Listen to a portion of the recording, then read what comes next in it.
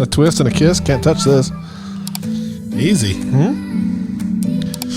Ready? Just remember when you lift up your hands like that, you can see the holes in your armpits. That's the point. Tell that company that their shirts are shit. You tell me when you're ready. I'm ready. You ready? All right, I'm ready. Andy, you ready? Ready. Phil, you ready? Oh, ready. Everybody in the video camera? Oh, yeah, we're good. To all who shall see these present greetings, today is Wednesday, 304 days until Christmas. This show will start in the matter of 10, 9, 5, 3, 2, 1, 0. This just happens to be episode number 66 of YuSkool. So real quick, we're going to go around the table. It is myself at home plate, Turkey Machine, Al Baby, Reverend Al, Sweet Al, Al Pastor, DJ Sticky Buttons, Gorilla Paw, etc., etc. All names I've given myself. And on second base, we have Andrew the Gravy Machine. Welcome, Andrew the Baby Gravy Machine. Thank you. Long-time listener, first-time podcaster. To his right, on second base, we have Coach Fred. He gave himself the nickname Turkey Machine as well. Fred Pastor, Snail Benel. Did not give myself that one. Big Pun. Nor that one. 2018 JV Special Teams Coach of the Year. I may have given me that one. Coach Fred. Good evening. And around the horn, I would like to introduce again, the second time on the podcast. He is named after the fries at Brothers Restaurant. Yeah. Did we clarify that? Well, he's not named after him. They're named after him. He has French fries named after him. Sorry. We'll get that straight. Mr. Phil Cook. Good afternoon. Welcome. Thank you. Honor to have you back on the podcast. Glad to be here. And we almost didn't get you. Yes, I tire, and I don't have a jack. Oh, really? My truck owned the dadgum thing since 1902 or 2002, and it doesn't have a jack. I never realized my truck never had a jack. So you went outside to come over? Yes, and had a flat tire, so I had to call AAA. They come out and plug my tire and aired it up, and here I am. Just like that. And they were quick. Yeah, nice of them. I really didn't think you were going to make it. I didn't either. I'm glad you made it, though. Yes, smoked a little funny cigarette, and here I am. Gave you time to have a little giggle stick? Yes. Attaboy. I was pleasantly surprised and very happy when you called and said, I am on my way. Yes. Turning on Wagner, on my way. I run past your house twice. Had another giggle stick. Lived here my whole life. I drove by your house. In fact, you lived down the road, maybe, half a mile from here? For a while. Yeah. 4 years, 5 years. I think I even had a couple beers in your yard. Oh, yeah. Probably 15 years ago, though. Yeah, because it was about 15 years ago when I was there. I think your roommate was there, though. Oh, Mr. Burton. Oh, love that guy. He's been on the podcast before. He has. Oh. Caller. We called him on his birthday. Oh, man. Yeah, he is. He was not that he wasn't happy about being on it, but I think he had a couple whips by the time we talked to him. That could be. And he said, "Who's this?" Who? I said, Alan Hill. Yeah. So we'll go around the table really quick, introduce what we're drinking. I will go first. I am having a glass of red wine because I went to Campus Oaks yesterday, which is a winery just down the road. Got myself a box, and so now I'm working on the box. So one bottle at a time is my motto. Very classy. Baby gravy. I'm not as fancy as Alan, but I'm just having a little Coors Light. But I'm fancy enough to have it in a red solo cup. That's with your pinky out. Yeah. There you Glass. Trying to choke down black cherry White Claw. There's only like 4 more in there, Fred. Don't worry. It's not doing me good. Why are you trying to choke it down? Well, I had quite a few of them last night. Yeah. So call it under the weather today. A little slow, a little fuzzy. You got a touch of the flu bug? Maybe a little, yeah. So what was the occasion yesterday? Tuesday. It was a Tuesday. The old classic Tuesday. Yeah, a couple guys showed up. It was nice weather. With this beautiful weather, by the way, before I don't want to interrupt here, but with this beautiful weather, it has gotten me in the mood for having drinks in the afternoon very often. Have you noticed that your mouth starts watering around like 3 o'clock? It's that smell in the air that just Mine makes you does. want to go have a cocktail or something. It gets you wild. Yeah. Gets you ready for almond Have blossom. something. You just put something down my throat, down the hatch. Yeah. All right, Phil, what are you enjoying? I'm a Bud Light man, but I've already had 3 vodka grapefruits too. Couple of Greyhounds, huh? Is that what those are? Yeah. They're really good. Why are Yeah. they called Greyhounds? I don't know. That's It why didn't vodka look like orange juice is no called the hounds in it, screwdriver. What kind of vodka do you go with? Amsterdam. Oh, fancy. Okay. No White Wolf. No. No, I gave up that. Marvel's best. You'll Yeah. like it a heck of a lot. That's right. I don't like to taste it. Oh, I just want Sure. to drink it. Sure. makes you feel good. Yes. Besides, it's supposed to be the least on my liver than Vodka. beer. Well, there you go. Yeah, a good vodka. Well, they say a glass of wine a day does good for the body as well. So Yes. if you have 5 of them, then I guess that means you're really doing good, right? That's even That better. is right. And so same with vodka. If Yeah. vodka, is good for you in moderation, then Yeah. I like to have a lot, yeah, moderation. I don't blame you. Have a lot in moderation. I like that. I'm going to go with that. We should get T-shirts. That's how made to say that's how that. I eat A food lot too. in moderation. I like to eat a lot in moderation. And so we have a beautiful ice chest in front of us as well, filled with all of our drinks. So that way we don't have to get up, go take a break, and we're still going to take breaks, but at least we don't have to get up to get a drink. So that way they're always here, they're always available. And then you folks that are watching us on YouTube, you can see us when we're getting up to get a drink or maybe pour a glass of the red sauce. So this was Andy's idea. Have you noticed that our ice chest here looks like an old chamber pot? That's what I said. Ooh, You know what that is? Very, No. It's a bedpan. It's a bedpan. Well, that's what Andrew was saying. He said this looks like one of those things where we're going to pee in later. Yeah. We got to melt the ice. Like you well, lifted let's a. drink the beer up first. Yeah. Yeah, at least as long as you guys don't poop in it, I'll be all right. No promises. I hope it doesn't get that far, but You poop in bedpans? Is Most that a of the thing? time. I think so. We do Yeah. tonight. Yeah. We will tonight. Oh, that's great. Okay, so we were talking about, weren't we talking about T-shirts at all? Did we say anything about T-shirts? We were talking about. Well, you mentioned that we should get that put on a T-shirt. What did Phil lot- say? a lot I like to in- drink a lot in moderation. Yes. A lot in moderation. That should be a slogan, That's a new YuSkool slogan. and we could put it on a shirt. Can I make that my nickname? But not the shirt you have on with the holes in the armpits. Right. This is. Not you, Phil. Not you, Phil. We're talking about Al's church shirt here. So Oh, I went and got a shirt, and I got a specific YuSkool shirt. I've washed it twice now, and I haven't really worn it because it's not really my size. I ordered a 2X, and somehow I got a schmedium. That's a 2X. Yeah, in China. even worse, huh? All right, so here's the It's a reveal. little snuggie. Yeah, it's a snug Don't shirt. mind the man boobs. Yeah. Yeah, speaking of that, we were talking about this earlier.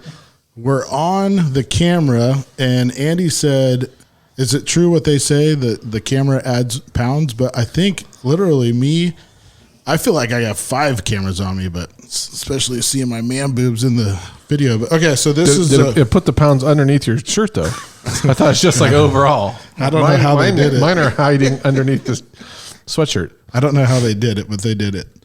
So this is for those of you that can't see. It's a silhouette, white, black and white silhouette of John Candy smiling From what movie? from Trains, Planes, and Automobiles Okay. when he meets him in the airport.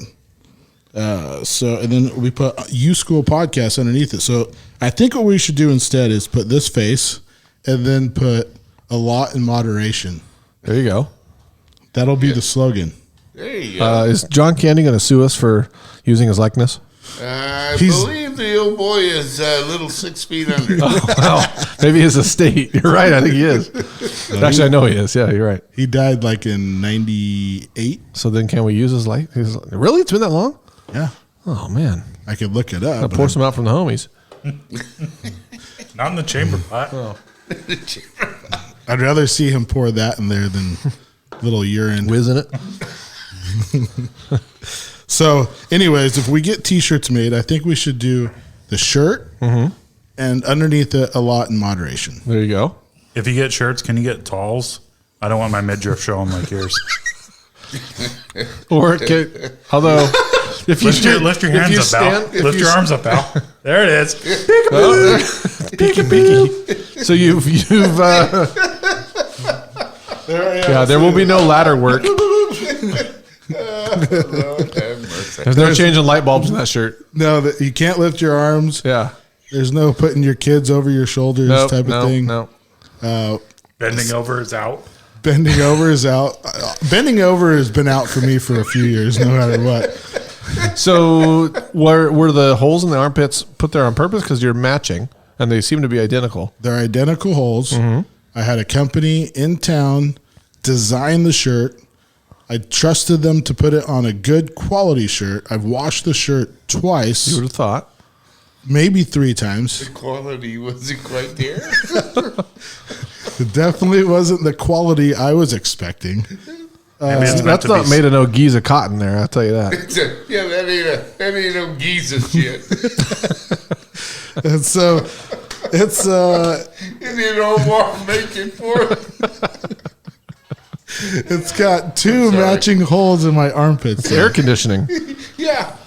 And in my the wife early days, goes- that's how they built things. Hey, maybe they know something that I don't know about. Maybe it wants to be a cutoff. It's just telling you. Rip the sleeves off. Yeah. Or it's on the way. Huh? Should we do that It's tonight? on the way. Oh boy, it's already ripped. It's a $75 t-shirt. I mean, Yes. Not Can you anymore. believe that? $70. So $75 after they designed it and put it on the shirt. $75. Did they kiss you before they raped you? There was no kissing. no kissing. Oh, man. No kissing. You should have got kissed, brother. I wish I would have now. So do you know the company that made this shirt was the same ones that made the hat for your son? Oh, that That expensive hat. yeah. $100 hat.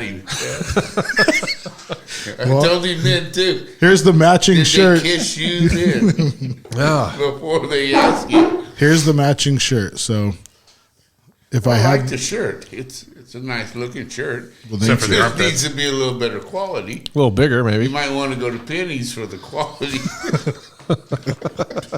next time I probably won't have them make a shirt. I'm just gonna put it that way. There you go. Unless if I have a lot of money for a bunch of shirts. But so we all went through our nicknames, and I wanted to ask Phil, do you have any nicknames? Were you ever given a nickname in the military? Several. Are they repeatable? Well, I don't know. They called me Philip Milker Magnesia in grammar school. They called you what? What was that? Phillips Milk and Magnesia. It stops the shits. And that caused a few disagreements. You know, me getting asked to leave school for 3 days because my name is Cook, not Mac and Magnesia. Okay. So, So how did you get that? Randy Chambers, a young man in Ripon, when I first got to Ripon. In those days when you went to school, Yeah. you had to usually have a couple disagreements because somebody wanted to eyesight. So he decided that he wanted to take my little expedition on, and Mrs. Stouffer caught us out in the playground trying to beat each other up. Fighting, but me and Randy Chambers became good friends, like Dave Pereira and all these young men that I happened to go to school with. That we had little disagreements. So once you get into a fight, I've noticed that you become very good friends afterwards, right, Andrew? Yes, sir. Is that what you're saying? Yeah, people ask me to be their friends after. Do you whoop their ass? Well, pretty close. That's what Alan did to me. See? It's a great way to do things. We did get into a fight. Hold on. The harp is not. How come the sounds aren't working? Go for it. There we go. There we go. Sorry, I turned the volume down a little bit.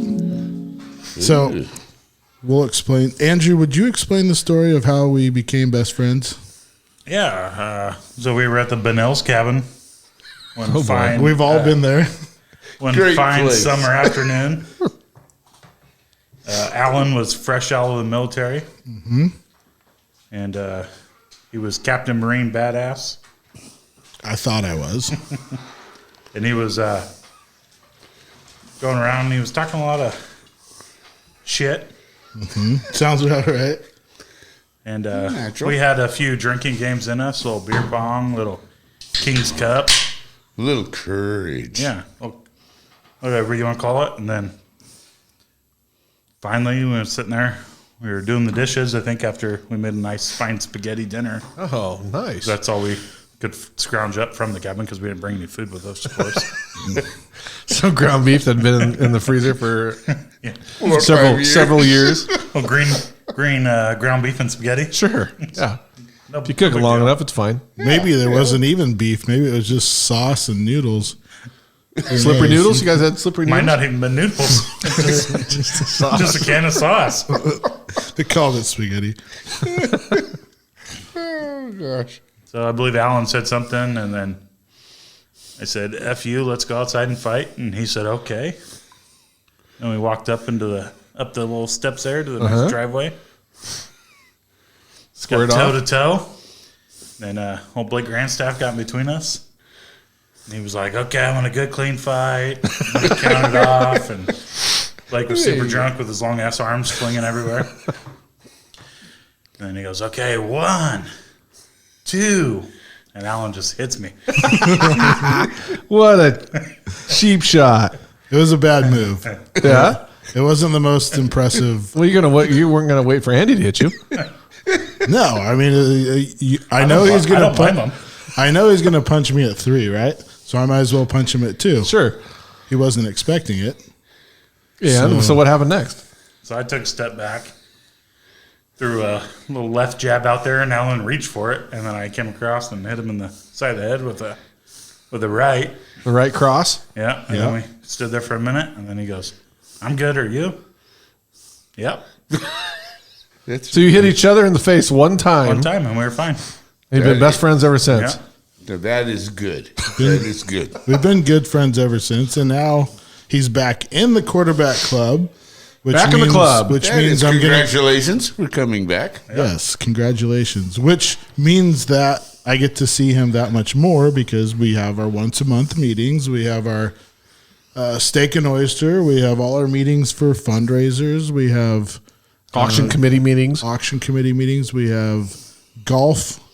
We have the Amma Blossom stuff, beers and brats, golf tournament, stuff like that. So since we're all in the quarterback club, that means we'll all get to see Andy that much more. Yes. There you go.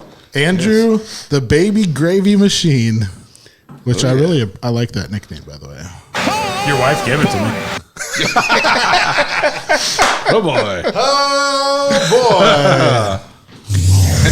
I remember, Andy, when you and O come to Lava Hot Springs, Idaho, and we got Wow, really, really crawling down in the mud.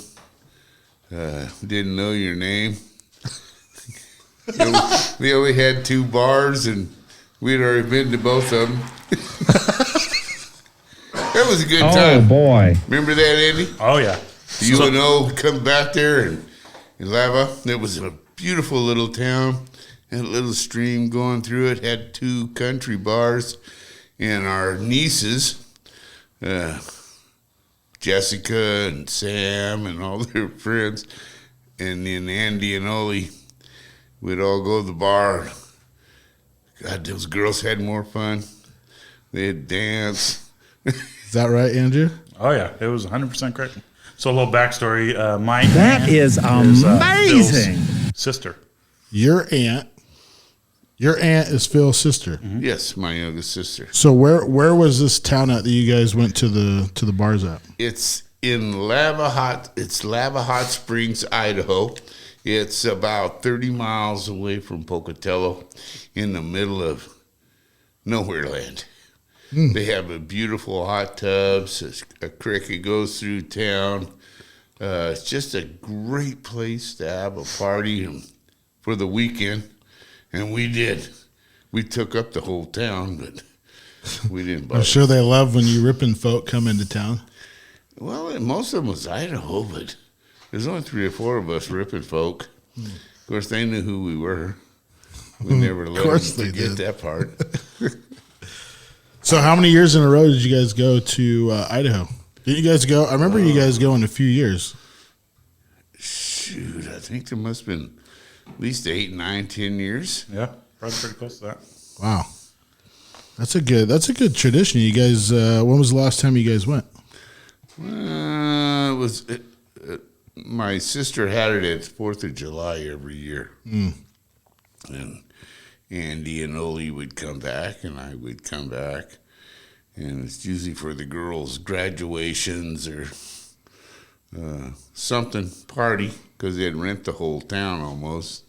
Good reason to party. Yeah, me and Oli, we couldn't ride with Phil because he had to make us stops in Winnemucca at the special houses and whatever. Well, yeah, and give my dollars away. He talked to his friends. Yeah. Keep the lights Really on. close Keep and the red lights personal on. friends. Close friends. So did you know these friends very well? Oh, yeah. 15 minutes. Oh, 15 minutes. At a time. Great 15 minutes. Very expensive 15 minutes. Oh, yes. They don't come cheap friendship. They value friendship. Very highly. I thought maybe you were stopping to get fireworks, but then I realized it was a different kind of fireworks. Yes, those yes, fireworks, yes. all right. Female fireworks. In my brain, it was going off by the tons. This magic moment. I can see it now. Very fine establishment. Oh, yes. Best in town. See it right off the highway. Yes. There's Phil's truck. There it is. I kissed someone last night, and I caught the creeping crud, and if I got it, you got it. How long would you stop in that town? About an hour. Oh, that's it. It only takes an hour to do your business. Okay. I I thought maybe it was easy in, easy out. I There's thought only maybe it like was 4 houses there too, so Well, they that didn't have is to go true. that far. Yeah, 15 minutes at pop. Yeah. I And thought- you get, 15 minutes a house, 4 houses, that's an hour. And you spend your dollar bills and your $10 bills and $20 bills. Sure, you It's want just- quality. Yes. Unlike this shirt, Yes. you want quality. Pure quality. Right. Very nice. Young I will people. pull your goddamn tongue out with the roots. Oh, Elvis. Oh, boy. but you never did come down with this, I right? kissed someone last night, and I caught the creeping crud, and if I got it, you got it. Oh, Elvis, that old son bitch. Creeping crud. All right, so let's move on. Let's see, what else did we want to talk about? Fred, did you want to talk about any of your nicknames? You got Coach Fred. You stole Turkey Machine from me. No. Well, okay, maybe I did. I stole that one. Fred Pastor, I will give it that I stole that nickname from you. Thank you. And then you also have Snail Banal. Oh, that was given to me. When did you receive that nickname? My freshman year, high school, and that was given to me by Josh Travasi. As a younger child looking up to Fred the Snail Banal, I see him, and he won. By the way, he won state championship that year. Section championship. Oh, you didn't win state? No. Just section. Oh, okay. Well, I gave you a little bit more. Well, until recently, we were the last class to win section at RC. Okay. So you won section, and I remember. I played a very minor role in that. I was going to say, did the bench one section also, Fred? Hey, I practiced so hard. I prepared those guys for that game every single week. You were like Rudy. I was better than Rudy. You were the Rudy of the Ripon Christian 1995 And 96. section champions. Back to back. Really? Absolutely. Yeah. Kind of like. You ever scored points at Arco Arena? I don't think so. No. This guy has. Do they play volleyball at Arco Reno, Allen? Bump set spike it. You There sons we go. of bitches. You know you like it. Hey, Phil, I've already told you I played men's volleyball. Don't think of me any less. Mental volleyball? Men's volleyball. I was going to say, I didn't ever heard of mental. Men's men's. That's a hard sport. He used to have his tips bleached, and he had a puka shell necklace. Spandex? A lot of spandex. I was looking good. He drove a Jetta. Easy, guys. You're throwing me under the bus. Well, You fit the part. You mean I don't have words. He was all league, right? All state. All state, all league. I don't know about that. was there five of you? I don't know what it was. I don't think there was really that big of a league to become. It wasn't like men's football, right? It was like the all-star team. Every team got one guy to put on it. Probably. And, I have the and picture. the other two guys couldn't make it that weekend, so he got. I have the Kind of picture. how I got on the podcast today? Yeah. Huh? Kind of how I got on the podcast today. Oh, Nobody yeah. else could make it, so. No. A couple other guys were injured, so let's call Alan. Don't even make me call explain that. Andy. Don't even make me explain that. But I do have the picture of the men's volleyball, my team picture. Yes, I could pull it out sometime, but I've seen it. I don't want to show It was in your off. old garage. I just never thought of you as volleyball material. I would like to see that camel toe in that picture. That would be very interesting. How short were the spandex shorts you guys wore? Well, my knee pads, I had very tall knee pads. I want to see where his knee pads are. Did you bring those in the Marines with you? Let's just say in the No wonder Marine, they think lowly of the Marines. let's just say I didn't tell anybody in the Marine Corps that I ever played men's volleyball. No. No, hell You no. don't think that would? You could have started the first Marines men's club volleyball team. Don't ask, New don't tell. trend. That's right. Marine Corps, tough volleyball players. Bump, set, spike it. That's our motto. There you go. That's the way we like Semper Fi. Semper Spike. Semper Spike it. it. Yeah, I don't think that would fly too well. There's a reason why I didn't tell anybody that I was on the men's volleyball team in high school. It's not like I played football, running back, quarterback, Hey, whatever. you played and you went to Iraq. I mean, there's tons of sand there. You could have had a whole freaking sand volleyball league Really, set up, a dude. really good one. Huh? There's like unlimited amounts of sand. Easy, you guys. Could have ended the war single-handedly. I think you blew it, Al. Yeah. I forgot my volleyball. We could have mailed you one. A lot of guys brought footballs though. Well, sure, you got to whiz the old thing around, huh? A friend of mine actually, he brought a bottle of Crown Royal. Yeah. And in the move of the luggage in the sea bag, it got broke. Crushed. So you're only allowed to bring 2 pairs of camis, I believe it is. And his pairs of camis had shards of glass and reeked like Crown Royal for 6 months. Because you can't really wash any clothes. Well, that's true. Yeah, I have a little story about a Vietnam era. A friend of mine, it was a profound moment. I smoked 3 or 4 funny cigarettes that day. And a friend of mine, he was from Virginia, the Hollows in Virginia. And he told me his dad made bootleg runs. And I'm laughing at him. I go, this is 1969. You're full of it. People don't do that. I mean, you see it on TV. You know what? Where we live, that's baloney, man. Sure. Ain't nobody around here made bootleg runs, or I never heard of anybody in 1969. Anyway, so in '69, I was in Pleiku, Vietnam, and he goes, my dad sent us some Everclear. I go, really? And 23-pound crock of cheese. So a big old deal of cheese like this. It was huge. And he had, those little plastic alcohol bottles you can buy at like CVC or the deal. He had 4 of those full of Everclear. Holy shit. That's the first time I drank Everclear. After crawling through the slit trench.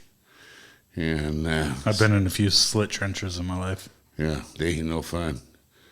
Have you really? No, you haven't. I was gonna say. Different kinds. You know what a slit trench is? The old dog. There's a couple of them. Yeah, there's How do you think I got the name Baby Gravy Machine?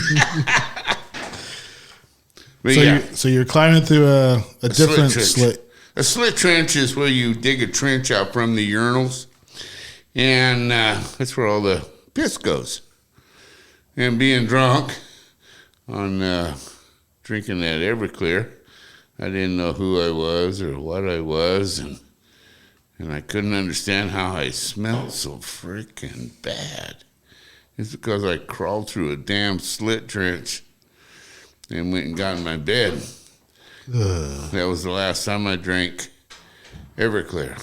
Really? Yes, that stuff, if you drink it, you won't know who you are, what you are, or when you are. You just know something. So it was real Everclear. Real Everclear. His dad made this. Homemade Everclear. Out of the hills of Virginia. Really? And he sent it in a plastic bottle? Yeah, and these 4 plastic bottles with a 23-pound crock of cheese in a cardboard box. What was the reason for the cheese? Did that guy really like cheese? I have no idea. Maybe it was probably to hide the daggum Everclear. But we ate the cheese and drank the Everclear. Oh, when in Rome. So you smelled like urine for how long? Till you took a shower and then some. Well, showers weren't Available. that available at that time, I'm sure. Well, yeah, because we had non-potable and potable water. And when you didn't have non-potable water, there was no showers. When you didn't have potable water, you couldn't drink.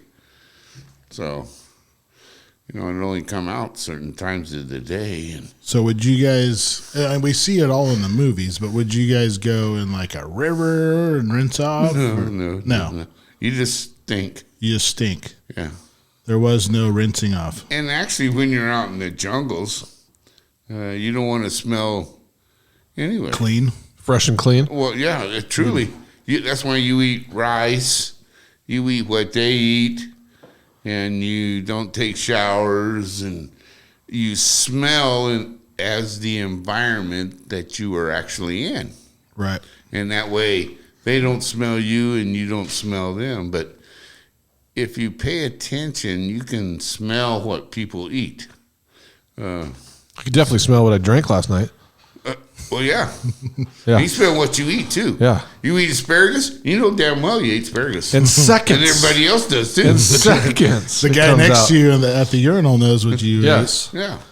So all that matters. Rice and all that matters, what you eat. ate. So what was your diet like over there? That's all I ate is Rice? what they eat. Rice, water buffalo. What the hell's a water buffalo? It's a great big old cow with horns. And you make everything out of him. Oh, really? So you're eating that meat? Yes. We had a different name in the military for water buffalo. It was just a big, huge container of water, and that's where we got our water from. Well, that was a water buffalo too. They didn't have water buffaloes in Iraq. You didn't eat monkeys or No, dogs, cats, and that stuff. we shot some dogs, but we didn't eat any of them. Well, you didn't know he was. Well, that was a eating them waste. anyway. Yeah, you're probably Because you eating them going anyway. into town, you sneak through the wire, you go downtown, you get all drunked up, maybe smoke 4 or 5 of those funny cigarettes, and then go, you're hungry because you got the munchies. And truly, this stuff is so hot, it's like eating hot peppers. You don't know what you're truly eating. It's just Ooh, plumb thank you. hot. Well, so we didn't get to go in town. That was the difference. Oh, really? We had to stay in Your compound itself? in the berm. Well, we were supposed to. We were just sneaking Well, see, out. we were nowhere near any You civilization. didn't have a village or anything? No, nothing close. Oh, wow. Yeah, nothing close. Otherwise, I guess that could have been an opportunity. A couple times, I take it back. A couple times we stayed the night at a college here and there, but people were shooting at us. You could hear gunshots all the time going off, aimed in our direction. So Sure. I didn't want to go over there.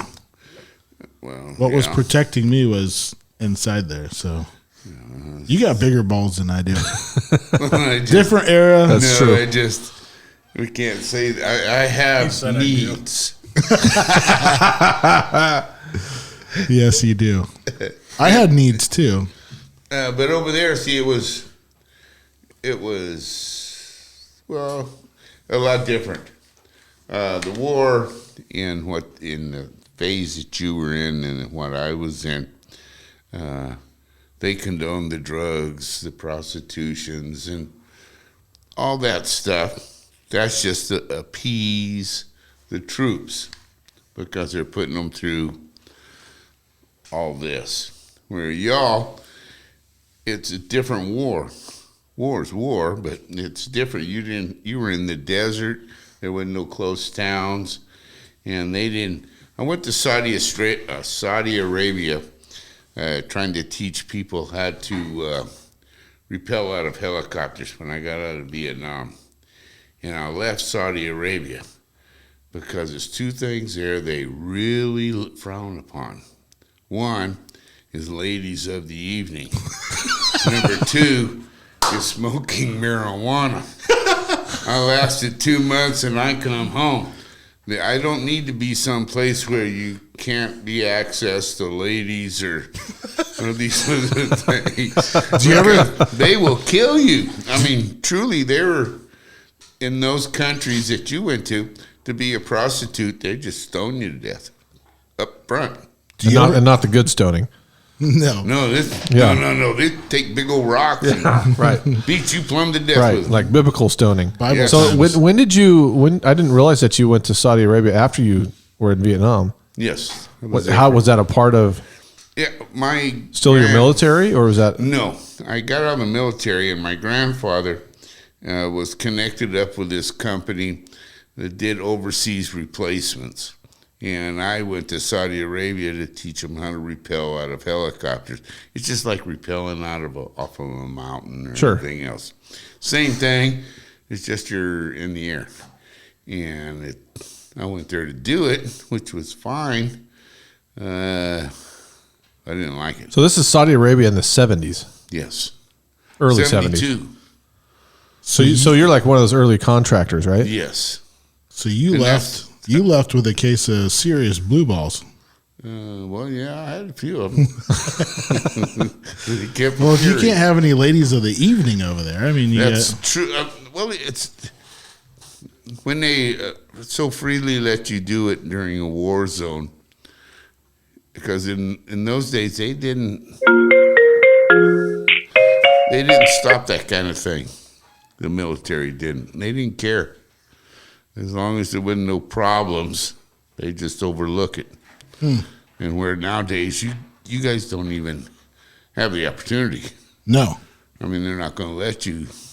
Well, Well, that in was a those little bit days, they different had- though too, because you guys were there as an occupying force trying to protect, Yes. right? Yes. Whereas they were going in as an invasion force Yes. And so the people weren't, I mean, obviously the guys that they're embedded with all the, the bad guys are embedded with all the good guys. There was no uniform for a bad guy. Right. They blend in. They look like civilians, so you don't know who's good, who's bad. But, so we didn't have that opportunity, which maybe that was good for me because I already got in enough trouble. I didn't need that kind of temptation. I've told Fred a couple of those stories where I accidentally, now as well as anybody, more than these guys, you don't fall asleep on your watch, right? No, you don't do that part. You see his eyes when I said that? You don't do that. Yeah, right? he just told me the story a little while ago. This is pretty good. I did one of the dumbest things, and I probably shouldn't even be ratting myself out, but hey, I'm out. And that was a long time ago. So I did one of the dumbest things you could possibly do.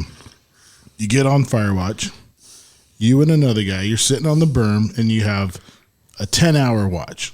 So the deal is once you start getting tired and you start taking turns. I sleep for 1 hour, he sleeps for 1 hour. I sleep for 1 hour, he sleeps for 1 hour.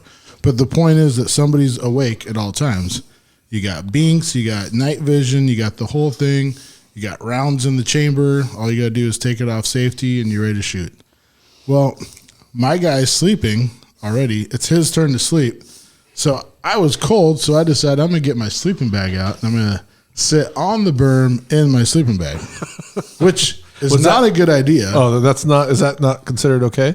Well, the cozier you get, the more likely you are to fall asleep. Sure. So here I am. I put a chew in thinking I'm going to counter the coziness. Sure. So I put the chew in. I put a big lipper in too, a skull mint. It was good tasting chew. But anyways, I'm on the berm. I'm in my sleeping bag. My guy's next to me sleeping. He doesn't wake up because I don't wake him up for watch. Yeah. I fall asleep. That was probably at 2 o'clock in the morning, 3 o'clock in the morning. And at 6 o'clock in the morning, when the sun starts coming up, I wake up to rounds hitting me in the face.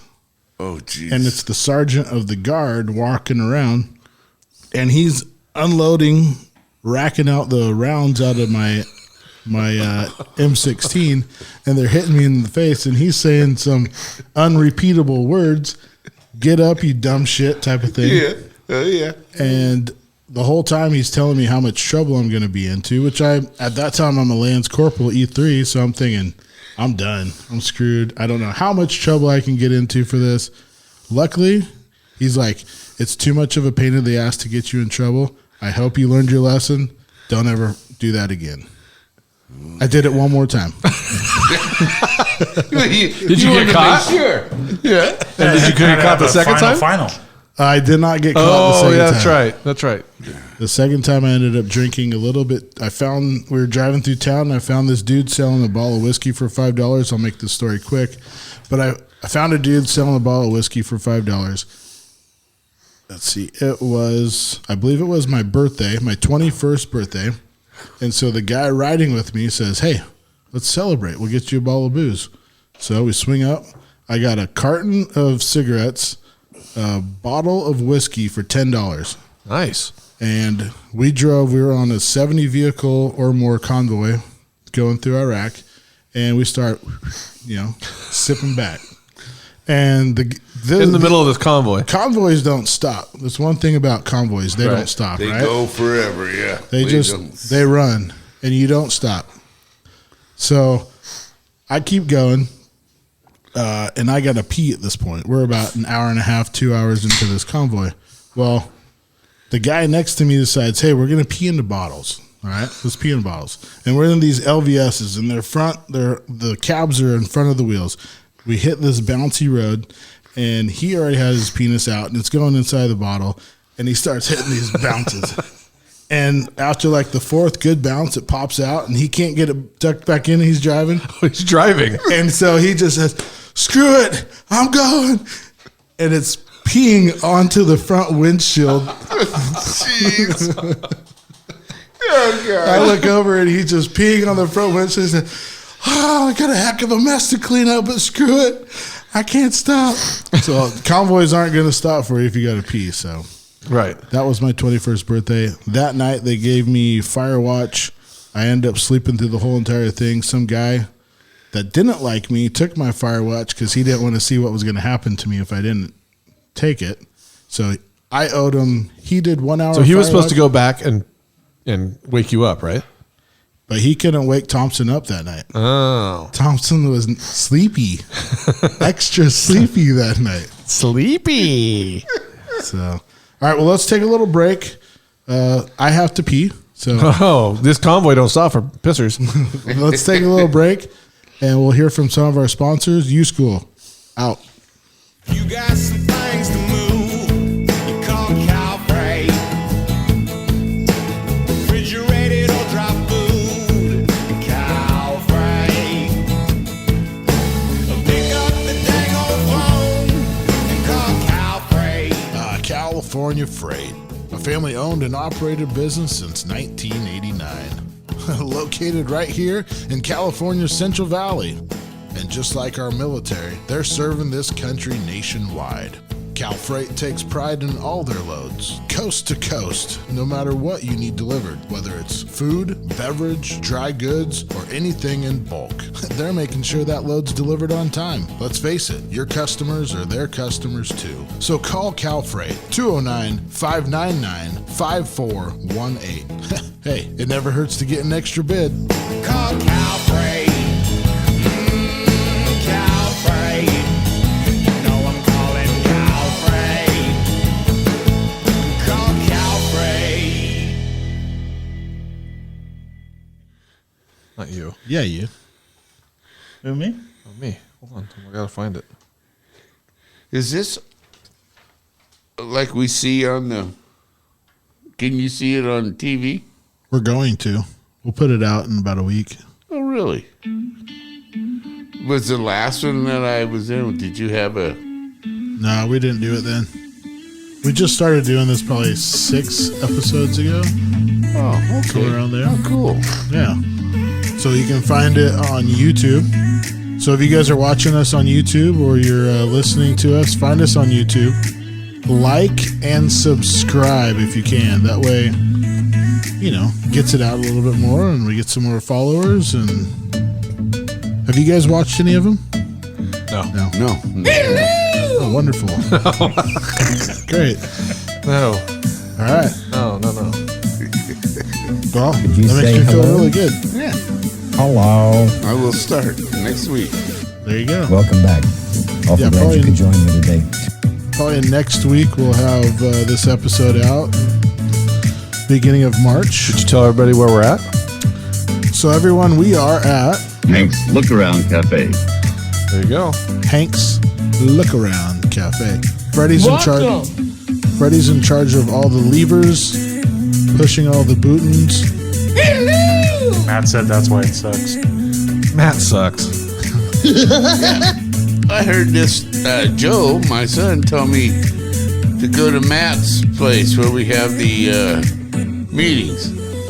For I what? go for this right here, Oh, boy. and I go, well, he didn't say that, so that's why I called you and asked you. We did Well, one. you did over one from there, right? We did one over there, but no, this is the new Hank's Look Around Cafe. Although his spot is a really good spot to do a podcast, but since I have everything here already, are all set up.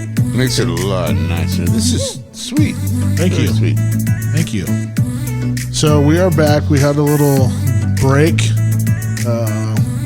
Had a little more sips of wine and another wobble pop for the boys. And we're coming into this new section of the podcast where we want to talk about Andrew's crash. I haven't heard anything about this, so this is completely fresh to me. I heard about it earlier today when Fred mentioned it, and he never said anything else. And like a true friend, I was told about this probably about, how long has it been? A week now. Yeah, probably about a week ago I heard about it and forgot to text him and see if he was all right. That was very nice of you. Yeah, real dick move. Sorry, Andy. Real friend. I expect nothing less from you, Fred. I meant well. I was going to do it, and then I got sidetracked. Everything Matt says about you is true. That's not true. This podcast is so much better because Matt's not on it. I disagree. come on, dude. I love baby carrots over here. Captain Carrots? Captain The carrot man. Carrot, man. the little carrot guy. So, Andrew, would you like to fill us in on what happened, how it happened, who, what, when, where, why? Sure. So last Tuesday. I apologize. I was heading home from work. I work evenings now, so it was about close to midnight. I just pulled onto 120, and I looked in my rearview mirror, and there's no cars around. And I glanced in my rearview mirror, and there's one pretty far back. The next thing I know, I look again, and the car's a lot closer, and I was like, dang, that person's flying. But they were in the fast lane. I was in the slow lane, just cruising on my way home. And then I look up again, and they're almost next to me. And as I'm looking up, they swerve over into my lane and plow into the back of me, which right across from Great Wolf Lodge, which sent me over the edge.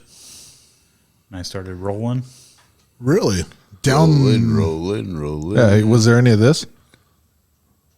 You gotta hit the button. Sorry. Like when you first hit, yeah? Yes. Maybe a little of There this. was a lot of that.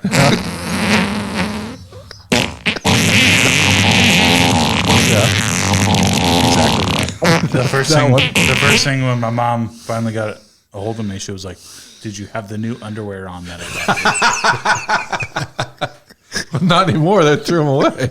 I said, "No, Mom. I think the pack was still in the back seat of the car." So you rolled down a hill? Yeah, Down the embankment, right? down the embankment. Yeah, probably about 3 times. The dude had just rear-ended you? It was actually a lady. Yes, What was she doing? Hauling ass. she said she fell asleep with her foot on the gas. Yeah, that would happen. There's the back of my car where she hit me. Oh, boy. Oh, boy. Brand new vehicle? Yes, didn't even. I got the plates like a day before. Oh, jeez. Wow. That's She gonna, just that hurts. took it up the old rear end, huh? Wow. Just real. Well, luckily you came out alive. You could have died in that. Yes, definitely. There's the front of the car. Oh, my You can goodness. see where the roof caves in a little bit. How many times did you roll or flip? I don't know. Probably at least 2 or 3. Wow. So she hit you. Tiger Woods has nothing on me. That's right. That's true. They didn't have to cut you out. No, I climbed out myself. How fast do you think she was going? And then walked away from it. I was doing 65. I'm assuming she was probably doing 90. Ooh. Wow. Because the way she hit me, I went off. She was probably ended up another 100, 120 yards down the road from me. She also went off the freeway plowed through 5 fence posts of a chain link fence, through some bushes, and then finally came to a stop because she hit a tree that fell on top of her car. Oh, man. Oh, boy. Exactly. Oh, boy. Wow. You're lucky to be alive. I'd never heard about this. Tonight was the first time I heard about it. How long ago was this happen? A week ago now. A week ago. Oh, my gosh. So have you been working since then? No, I've been pretty sore. I bet. So, like, today's like the first day I've actually felt somewhat normal. Walk Well, around and whatever. I'm So, glad you're okay. Wow. I appreciate you coming on the podcast after all that. That's crazy. yeah. Oh, this is my one invite, so I couldn't pass it up. Can we talk about who was going to fill his chair? Well, are we done talking about his accident? Because the guy, even the tow truck driver gave him some kudos. Really? Yeah. So the next day when I went to the hospital that night. They did CT scan, MRI, X-rays. Everything came out good. So let me go. And the next day went to the tow truck yard. And the gentleman was like, "Oh, the car's over here, blah, blah, blah." Then he said something about it, and I go, "Yeah, it happened last night. I was on my way home from work." And he was like, "You were in that car?" And I was like, "Yeah." And he's like, "Holy cow, man, you got pretty lucky." Yeah. Shit. Just based off of the pictures, man. That's crazy. Yeah. So what was it, today or yesterday that Tiger Woods got into that car accident? Sunday. Sunday. Sunday. They aren't sure if he'll even play golf again. Really? Because they pinned a lot of pins and stuff in his ankle and his all that. You don't mess that kind of stuff up and No. That could have been you. come back real. Very easily. He's tougher than Tiger Woods. Yeah. Guaranteed. You're better looking than he is. You could have had Guaranteed. the Alex Smith injury like Tiger Woods is going to have. It sounds like. Yeah. Like when the car finally came to rest, I tried to open the door and it wouldn't open. So I thought there was something blocking it. So I kind of had to like kick the door open. And then when I finally climbed out, like I didn't realize it was because the car was all bent to shit.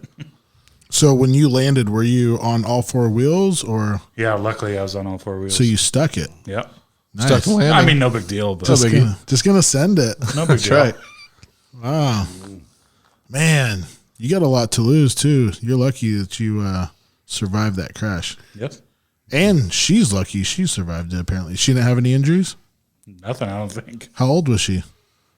I'm not sure. She looked like one of Manteca's finest.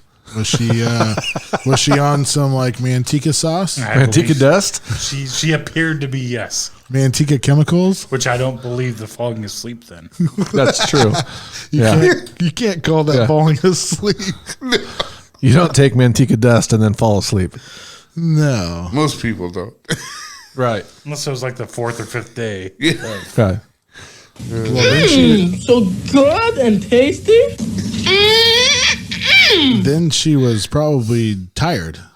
Yeah. She just needed to go to sleep. Huh. Well, that could be. She could have been done with. She could have used all of her Manteca dust, and now it's all used up, and it was time to take a nap. Well, you only Well, nappy poo. buy as much as you can use, right? Something like that. Or what you can afford. Oh, we I forgot think you to buy- refill I think you buy as much as you can. Phil's supply. Our chamber pot. Sorry, we forgot to refill your Bud Light supply. Oh, that's all right. You I got long can have arms. some of Fred's White Claws. That's right. Easy. Have you ever had a White Claw? Yes. What'd you Really? think? At the county fair. How when was we it? sold them. Oh, that's right. We did. We were ahead of our time. Yeah. We sold them White at Claws.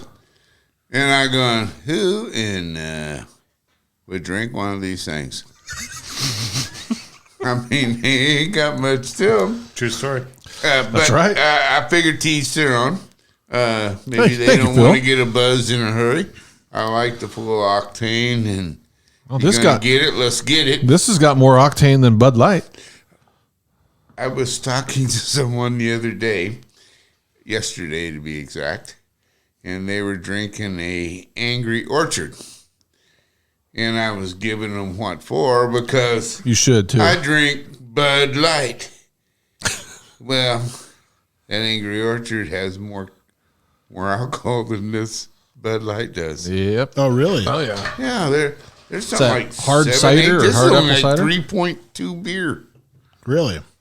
What Angry Orchard? Is that Leinenkugel? What is that? No. This is a 4.2. 4.2. White Well, Claw. theirs was. White Claws are But you're going to 5.0. drink 40 of those, and they're going to drink 6 of those. I know it. So you win. So Yeah. you're in for the long haul. They're in for. See what's the difference? It's a marathon, not a sprint. Exactly. right. You're in the marathon. They're in the sprint. They want it now, and I'm waiting for the end. I'm sure you've been doing it for quite a while, and you stick Let's to your see. guns. 8th grade. For some reason, I don't think you're joking either. I'm not, because my dad owned the bar out at Sim Station. No. Yeah, that's going to bring us right back. We're Yeah. talking about full circle. Here we As come. about 8th grade, he owned that dadgum bar out there, and I'd go out there and help him clean it up. Well, Naturally. I wasn't telling him that I was drinking all the beer. The leavings. The leave-ins. So whatever people were leaving in their cups, you were drinking. Yeah. So Can that's tell. why you like Bud Light. Yes. It reminds me of my His younger days. my drinking days. It's nostalgic. yes. I gotcha. Well, Phil, I'm not shitting you. Okay. We have written down right here some of the topics that we're going to talk about. Okay. Gubari is still Gubari's. Sim Station, otherwise known as Mood Food, Station. right? Hey, that's And where you I just met my happen to first men- wife. You just happened to bring that up. That's what we're going to talk about next. Okay, Phil. So you gotta straighten me out here. This is some family history of mine. Apparently, my great grandmother Ruby may have owned that bar before your dad, Yeah, could have. right?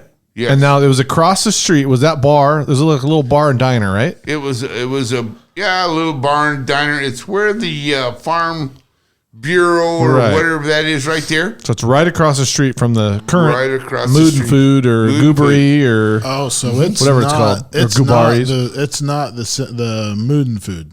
No, No. It's right It was across the street. where the Farm Bureau is. yes. That was right. And it was just a old bar. It was like excuse my French, but it was an old Mexican bar. Just a small. Because they Excuse used to have the labor camp just down the road, and the orange or the packing sheds right across the street. You remember that? Well, it's part of it's still there, right? There's a couple old buildings right across the street. There's an old I don't think packing- anything's left No. No? because right across the street from where the fire station is. Yeah. Okay, that wasn't there ever. Right. It was a packing shed, Chinchillo's packing shed. That was the first soccer team I ever played for, Chinchillo. Chinchilla Farms. And then We were maroon. It's pointless. now Mood and Food's always been there. It's that's where I met my first wife. In the back in the restaurant bar area. Did you guys reach for the same 6-pack or? No, I was buying orange juice. I told her I loved orange juice. I was just in there. Well, you know her, Jenny Yes. Sand. Yes, Hello. my dad's cousin, Yes. which would be your boy's mother Wait Yes. a second. Are we all related?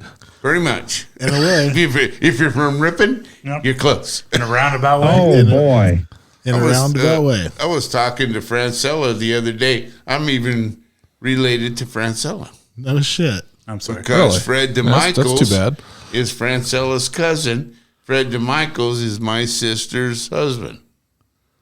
See, Ripon, you got to watch who you meet and grab orange juice with. Yeah. You know? It's a tangled web. You might be You start related. playing a little grab ass, and you might need to at the Sim Station bar. A little tickle dick You and know, grab huh? ass. Maybe have Barney call. Sarah, get me the Bluebird Diner. Yeah. Exactly. You know. Yes. So you were Yeah. at Mood and Food or Gubari's. What was it called then? Sim Station? Sim Station. So back then it was called Sim Station. You were grabbing some orange juice Yes. and you met Jenny. Yes. And then after 9 months, I married her. Because you had to, or just 9 months? No, because, we didn't have kids until Oh, okay. 3-4 years after we was married. Really? Oh, so it was true love. Well, I don't know if true, but it was love. She divorced me 11 years later, but Well, You give a L. that's, You give a L. That's got long the old enough. 11-year itch. my cousin was a little more attractive. Oh, hold on. You have a button for that? Easy rod. Oh boy. I got lots of those. Maybe we got a couple of these.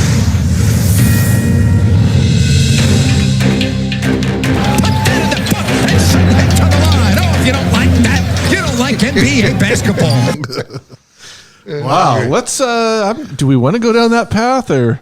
Yes. I mean, that's completely Yes. on Phil. I Hey, I he talk about basically anything. he just basically took it down that path. All right. Well, it's He's an open the way book. life He's is. dropping you know? breadcrumbs. We're following. Life is what comes about. You try your best to do what you can, and then somehow things get shoved in. Now you got to sort of deal with them. Some of them ain't so pleasant. Some of them are not so bad, and some of them just plain kicking the ass. Fred loves things shoved into him. Hey, whoa. Easy, Rod. You know why Fred? He knows that Fred likes things shoved into him because his wife last night Whoa. At my wife's I have a story. Okay. My wife has this side gig where she'll bring in women and they make front door mats. Oh yeah. And so Fred's wife made a mat that said backdoor guests are the best. Hence why If you got a home to sell, it's gonna ring the bell. yes, Lord. You got a home That's a good way to plug it. Yeah. She might get a phone call for this. Maybe, yeah. Probably not the one she really wanted. Not the one I want. Either way, it's gonna make you money. Hopefully. It's gonna ring the bell. Everybody knows her phone number now. I heard that you moved in town. I Moved did. over, not in town, but I moved over to the good side of town. Yes, The I other heard side that of the the other track. day. Right on. Your side of the tracks. Yes. Yeah. Back to your side of the tracks. Yes. I used to live right around the corner from you. I heard you might be prospecting a new piece of property up in the hills. Yes. I have a chance of 40 acres. Ooh. And I can sell my house in Ripon and almost pay for this 40 acres. No shit. It's Got a house on it? It's got 2 cabins, There you go. 9 outbuildings. It's got about close to 900 yard meadow before Okay. the trees, Yeah. and What are we hunting up there? deer, bear, and turkey Where is Oh, it? What? shit. Where is off this? the back porch. Where in California? Yes, it's up at Twainhart. Oh, okay. It's a mile and a half off the road. No Oh. shit. Yeah, On the north side of 108 or south side of 108? If 108 runs east and west. it's on the east side. You go down. It's on the no. You go 108 going That to doesn't California. work. That's north and south. Say what now? Okay, so east Okay. side. Okay. It'd be on the east side of what it is Confidence Road. You know where the old Confidence Oh, Inn yeah. used to We do. The old one-armed bandit? Yeah. Unfortunately, Phil's just dragging us into all kinds of Yeah. stuff. All right, be? Yes.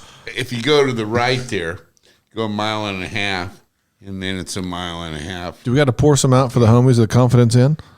No, it burned down. I know. Mm-hmm. It's terrible. Thank goodness. What was that guy's name now? Did you say thank goodness? You know who put that together? Who's Built that? that? No. You know the old boy that shot Abraham Lincoln? John Wilkes John Booth? Wilkes Booth. It was John Wilkes Booth's brother that built the Confidence Inn. No way. That's the truth. maybe that's What? why it burnt down to the Well, ground. Well, we got to talk to John Wilkes Booth's Me and brother's Terry Travis electrician because We was going deer hunting, and we pull out to Confidence Road. We're sitting there, and all the fire department and everybody's around and it's burning down. And going, damn, Terry, that's a historical landmark. And they wouldn't let us turn right because we wanted to go up the hill to go hunting, so we had to go back and sneak our way all through the subdivision to get out. But now it's just Well, a week before that fire, I can happily say that I had 9 to 15 drinks in there. really. And I was rolling dice with my father-in-law, and we had a blast in there. And then the next weekend, which would have been the weekend that you were driving up there, of all things, they had a crazy electrical fire. Yes. Not insurance or anything like that. The deep fryer. but didn't they say that didn't they kind of allude to some I whatever is their business. I don't know, but I heard the same thing about Girls, Girls, Girls. that One of Fred's favorite establishments. Hey, easy. Whoa. Now that We one start was there telling for those a while, stories here, too. Andy. yeah, that was I'm a okay with historical that. landmark too. Yes. We used to go in there years ago. It was just a bar and a restaurant. And it was pretty good. And had a little It was pretty good place later. on the Also. side. Oh, wink and lantern. I bet. Great fish tacos. Yeah. you know what I mean. Hey-o. The old slit trench. Yeah. Slit trench. Hey, for a while they Dug through had, a few slit trenches they there. were. I'm gonna give you a fun fact here. I was in there one night. I was probably testing the alcohol or something, beverages, having a 6-pack of Pepsi At the Wink and Lantern. at the Wink and Lantern. The stinking winking? The girls, And they didn't have a DJ of all things. So with my abilities and my skill level, automatically Natural Instincts pops in, and I got behind the microphone and You got on the ones and twos and started. computer and diamond to the main stage. Yeah, that was for a bachelor party. I believe you two were there as well. I may have been. Guaranteed. I remember one night we went there and it was the same chick, but she just kept changing her name. Star to the main stage. Dynasty. One time we were there and I think it was Brett Nowak's first marriage bachelor party.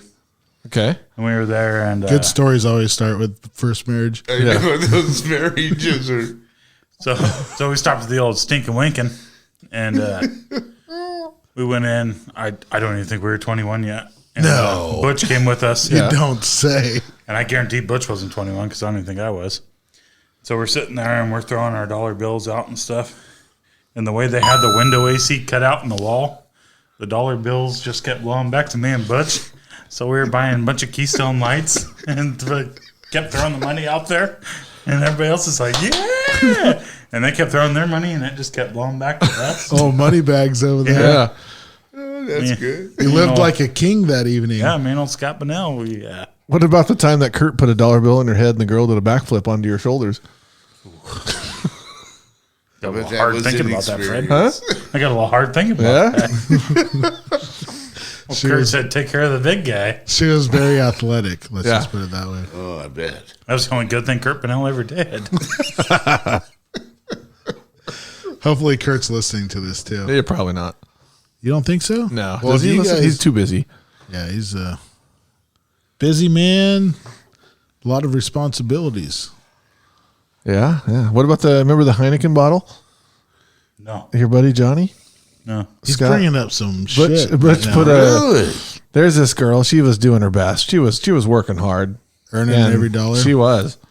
And Scott put a dollar bill in a top of a Heineken bottle and said, hey, I bet you can't get this out She with had, your butt They cheeks. do things.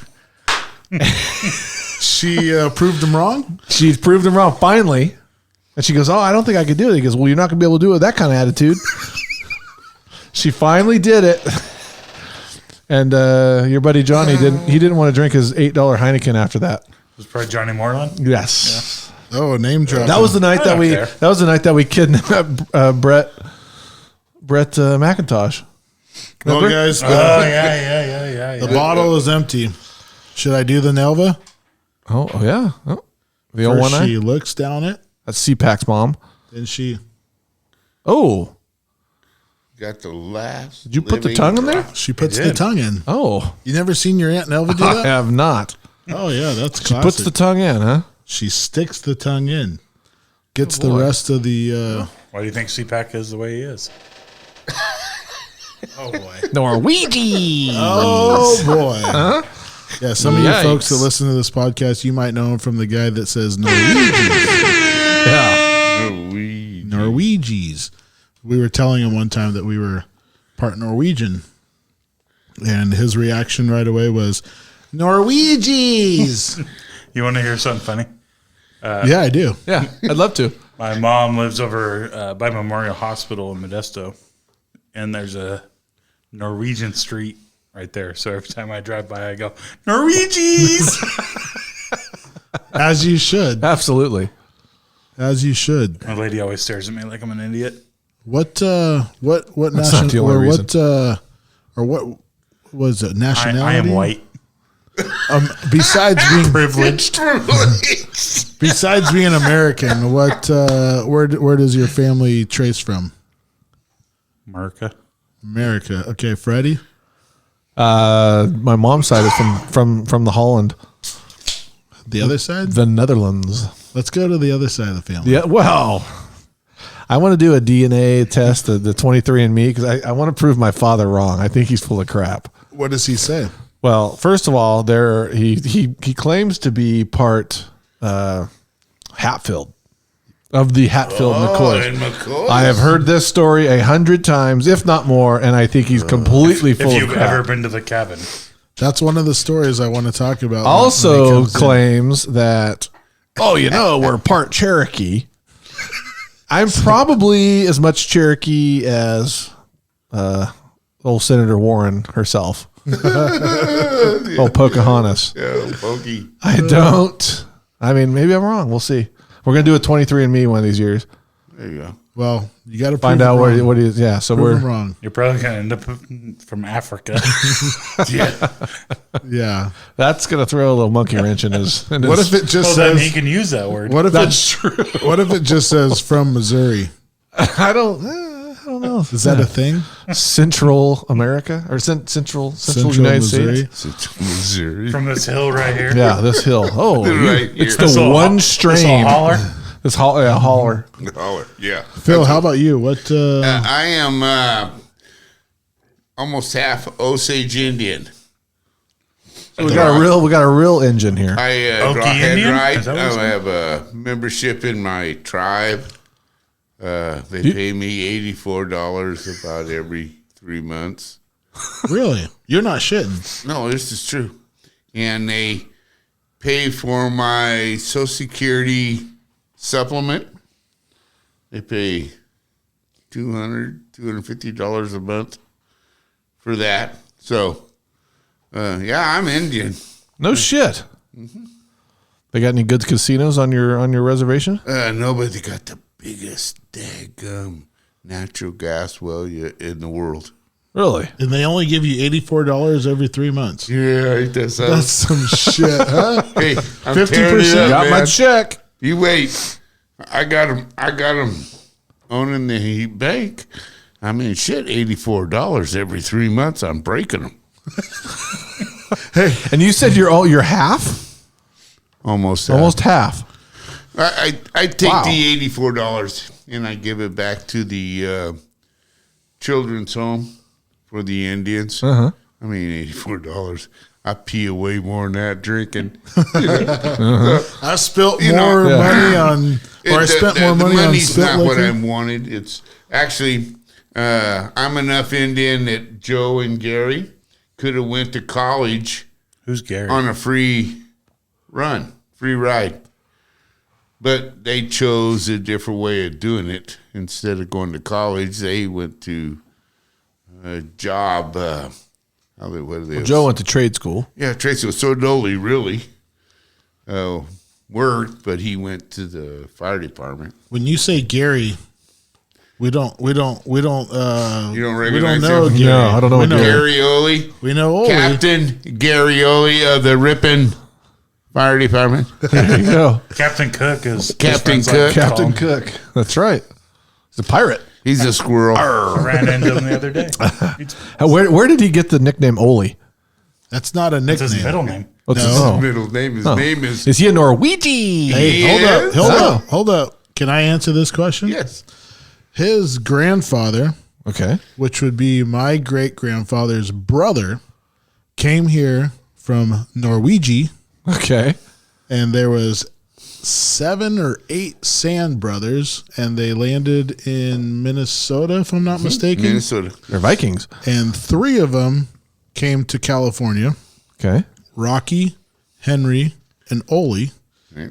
I'm a descendant of Henry, and Ole was named after his grandfather, correct? Yeah, his grandfather. Wow. That's some pretty good stuff there, Al. Hey, it's my I family. didn't realize you're a family tree guy. It's my family. It is Can you, my can you responsibility. trace my family tree back to see if I'm really a Hatfield? Yeah, you're over there in Missouri.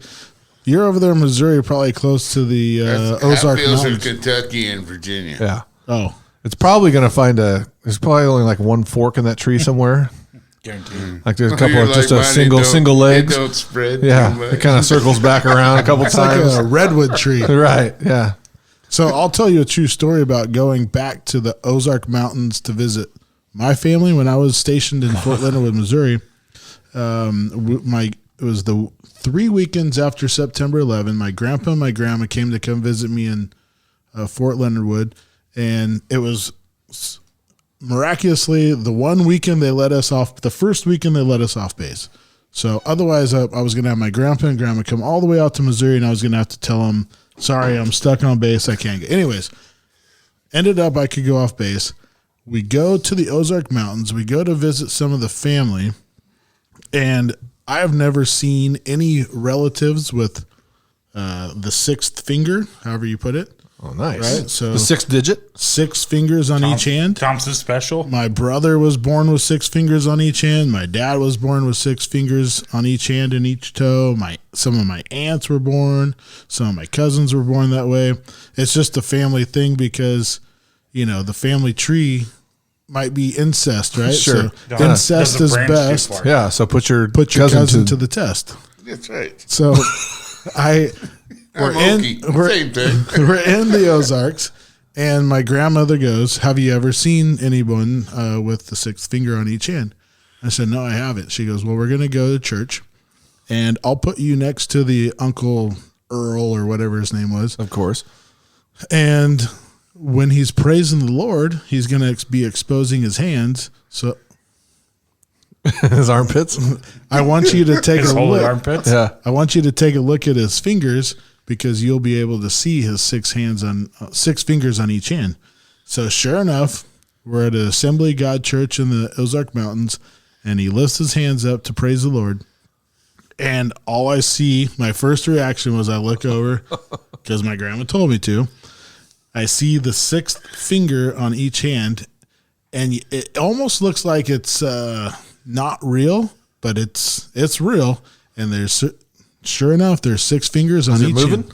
Oh, it was Like it was like a fully functional. It was a fully active 6th digit. Serious? Yes. Now, guys, So that comes. There's a lot of questions here. First of all, you can't flip anybody off because you don't technically have a middle finger. and it's really hard to find gloves. Oh yes. Yeah, that would be a little That difficult. would be. But is he popular with the ladies? He played guitar real good. It was like, I bet. Is it like 2 and 2 in the two in two the in pink, the pink, two in the stink. Wow. And That- he was blessed with some very large fingers. Oh, boy. as well. So I didn't fully say functional anything. 6 fingers. Yeah, my brother, I believe I was told that my brother's fingers were not functional. That's why they cut him off at birth. So the day he was born, before he had circumcision, they cut that puppy off. They're snipping all kinds of parts off. And then for about 10 years, my dad had in a bottle of Formaldehyde. his fingers and toes. Oh, your brothers or your dad's? My brother's. That's a good show and tell. Yeah, did T I take him to brought show him. and tell? I brought him to show and tell, and my brother brought him to show and tell. Oh, that's gross. Yeah. True story. Wow. True story. I didn't think you were making it up. And they let Get you an back A into in the RC? class? I wasn't going to RC. No, at that was the time. public school. Was that? They wouldn't let Did him you there. get an A in the class? I just got Science. I was able to pull a lot of chicks after that. You know, they thought that was kind of cool. You know, maybe their He kids is could cool. have. He's got Yeah. 6 You didn't go to RC until you could show me your mad volleyball skills? Does that make you a better volleyball player if you got 6 fingers? 6 fingers?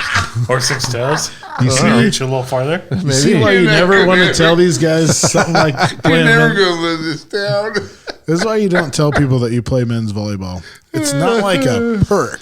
I shouldn't make so much fun of you. My nephew's actually on a volleyball scholarship A men's in college. volleyball. Yes, scholarship. men's volleyball. Yeah, he's living a rough life. He's living down in Well, mine was Southern 20 California years on the ago, beach. Yeah, Probably pulling in hot chicks. I would hope so. I had bleached tips, and I wore this really big puka shell necklace. Did chicks even go to men's volleyball games?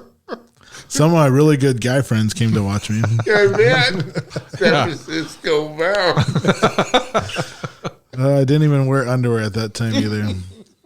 No, I did. Still I don't. did. You I did. What are you I talking did. about? I did. That was until Iraq. I did.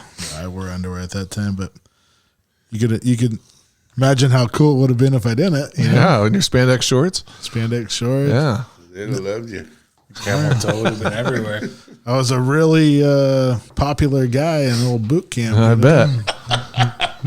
Boot camp. They said, everybody stand on line. And I stood on line and no chonies, just bare balling it. They weren't too excited about that. No, No, I didn't do that. No. There's no doing that. no. There's no funny business over there. No. When you did, you're in trouble if you get caught. Oh, yeah. All right, well, let's take a little break. You want to take a break? Yeah, Yeah. Sure. Let's take a break. Some of us probably got to pee, I'm assuming. guaranteed. And we'll refill Phil's stock of Bud Light. Yes. And we will come right back. YuSkool. Go to break. Bye! Perfect timing. This show is brought to you by Grossi Electric. Grossi Electric Inc. strives to provide customers with quality service for all electrical automation and design needs. The scope of their projects include, but are not limited to, irrigation, agricultural and food processing, packaging, solar energy, and everyday electrical solutions. With a wide range of customers throughout California, Grossi Electric is your go-to source for all your electrical and automation needs. Grossi Electric is located at 2020 Main Street in Escalon. Office hours are 5 a.m. to 5 p.m. Monday through Friday. Give them a call at 209-821-6733. At Grossi Electric, they strive to provide.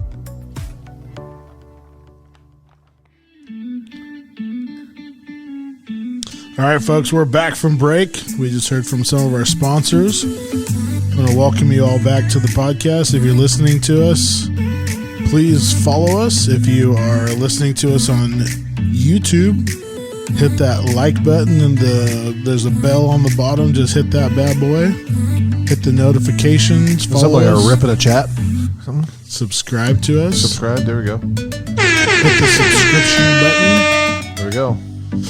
So we kind of want to talk about what we were talking about during the break there. This is one of our next topics is Phil the farmer. Phil the farmer, old Green Thumb Phil. Oh, Dr. Green Thumb. Has anybody referred to you as the farmer? they call me Dr. Feelgood. Why isn't that on his nickname? That is his new nickname. We asked you if you had a nickname. Phil. Dr. Phil. I'm Write writing that this down. Dr. Phil Good. Doctor. I don't even need to write Spelled that down. with a PH. That's right. Feel good. Not to be confused as the Dr. Feelgood, Right. but the real Dr. Phil Dr. Good. Feelgood. Yes. With the PhD or the right. CHD. Or CBD. And MID, Dr. FUDs, whatever you want to put it. The FUN, whatever you like to, however you want to pronounce it, whatever abbreviation you want to give him. Yes. I'm sure he'll accept it all. I try all. Dr. Phil Good. At least once, right, Phil? THC. Yes, that's right. Who gave you the nickname Dr. Feelgood, by the way? Out at the VFW post, Okay. they knew that I had done some crazy things in my military career, and I had a pocket 20 joints, and after we sat there for a little while, it was just I got Doc and Wagner, he's Doc 1. Yeah. Then there's 2 more medics that are Doc 3, 4, and 5, and I am Doc 5, Doc Feel Good. Doc Feelgood. They're all certified medics. I'm sure you are. I am certified insane that love to smoke marijuana. Oh boy. So you're the doctor. You're the doctor that gives everybody the painkillers. Yes, Welcome back. all they Awful glad need. you could join me today. Exactly. Oh, that is awesome. I love that.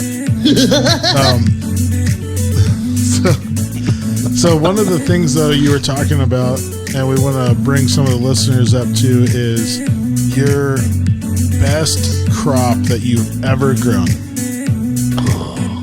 Which was This is probably really good. So the best looking crop. Yes. 2 harvests ago. Yeah, actually, it was the harvest before last. This last harvest, I did very well. Actually, it made up for my the year of the dog or pig or cow or whatever that sucker was. 2020? 2019. 2019. That was a bad omen. He knew something was coming bad. Yes. Bat shit or something. Anyway, I had decided to trust this old boy. He was from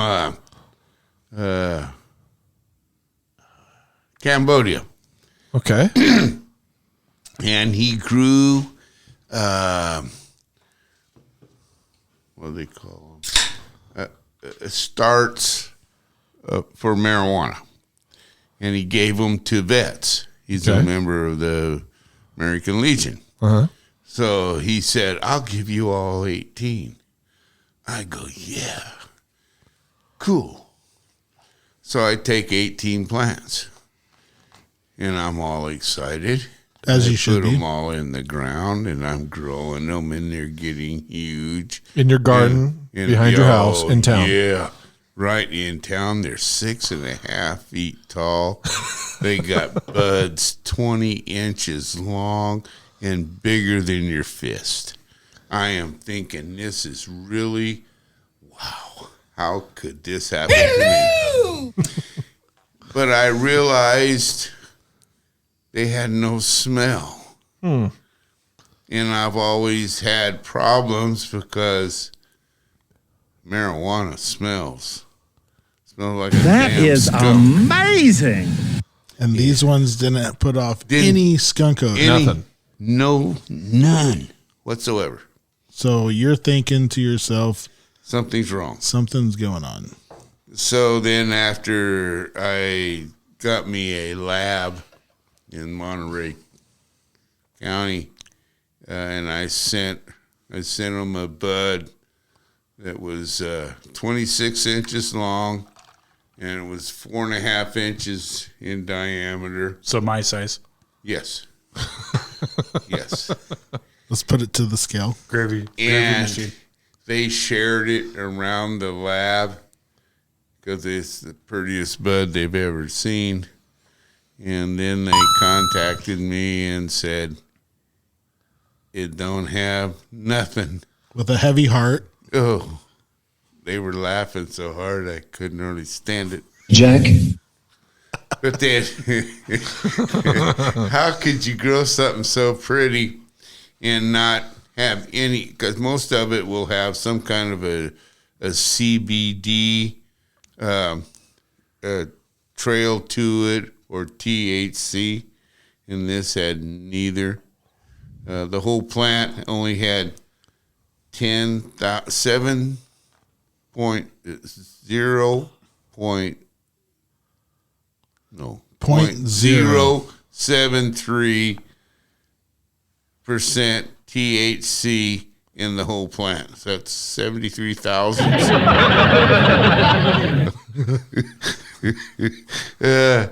I was very disappointed. So your whole crop was gone. was gone. Yeah. Your year's subscription, Prescription. Oh, yes. Supply. prescription, subscription, Yeah. all gone. All gone. And 5 or 6 other people. Rely on your growth. Yes, because And Dr. Feelgood's crop. I have 5 people in our co-op, and Go on. I grow in my 18 plants. I can supply all of them, all 5 of them, for a year with marijuana, and it only costs them for what it cost me. All legally. Legally, yes. Yes. And you're These like are all vets. you're like the good Samaritan of marijuana growers, Yes. to put it frankly. I was giving jackets out. I gave 20 of it. Besides, anybody, like, you got too many jackets and for the homeless people out here. What I do is I collect jackets for the homeless vets, and then I'll take a big old ounce of marijuana and stick it in one of their pockets. You're like Santa Claus. Santa Phil. But he gets a nice warm jacket, and he's got a whole ounce of marijuana to smoke. So when you realized that you didn't have any, was it THC that gets you high? THC. Mm-hmm. So when you realize you don't have any THC, what do? What's your first reaction? You want to burn it. Just light it on fire. Well, yeah, because it's not going to do you any good. That's what you want. Everything with marijuana is the highest THC content in what you're wanting to smoke. And now they have 3 varieties. They have sativa, indica, and they have hybrid. An indica is what they call a couch grabber. That's the one that you smoke that sucker and you sit down on the couch and you ain't leaving. That baby's going to suck you in. And then they got a sativa. They call that wake and bake. Because you get up in the morning, you smoke a sativa, and now you want to go out and dig in the garden or do something. Be active. Yeah, be active. And then you have the hybrid, which is just, it depends on which side it went to, if it was a indica side or if it was a sativa side, and then it'll give you the different deals. But I tend to like to do something besides smoke stuff and sit on the couch. Yes, and just veg. You don't look like a video game playing guy. No. Yeah. Sit on your couch and watch Netflix. No. You don't strike me as that kind of person. You should have seen the one time Phil tried to do Facebook Live. It was pretty funny. That was a disaster. You really did? Yeah. I'm sitting there and I'm looking at this stupid thing and I didn't know it was taking a video of me. It was on. And I'm on live on Facebook. Me and that. You just sat there and stared at it for like 10 minutes. Well, I don't know how to operate that stuff. Hey, my 9-year-old grandson shows me more than. Yeah, you know what? That stuff's freaking. That's the devil. That Facebook stuff's the devil. I swear. I don't even have it anymore.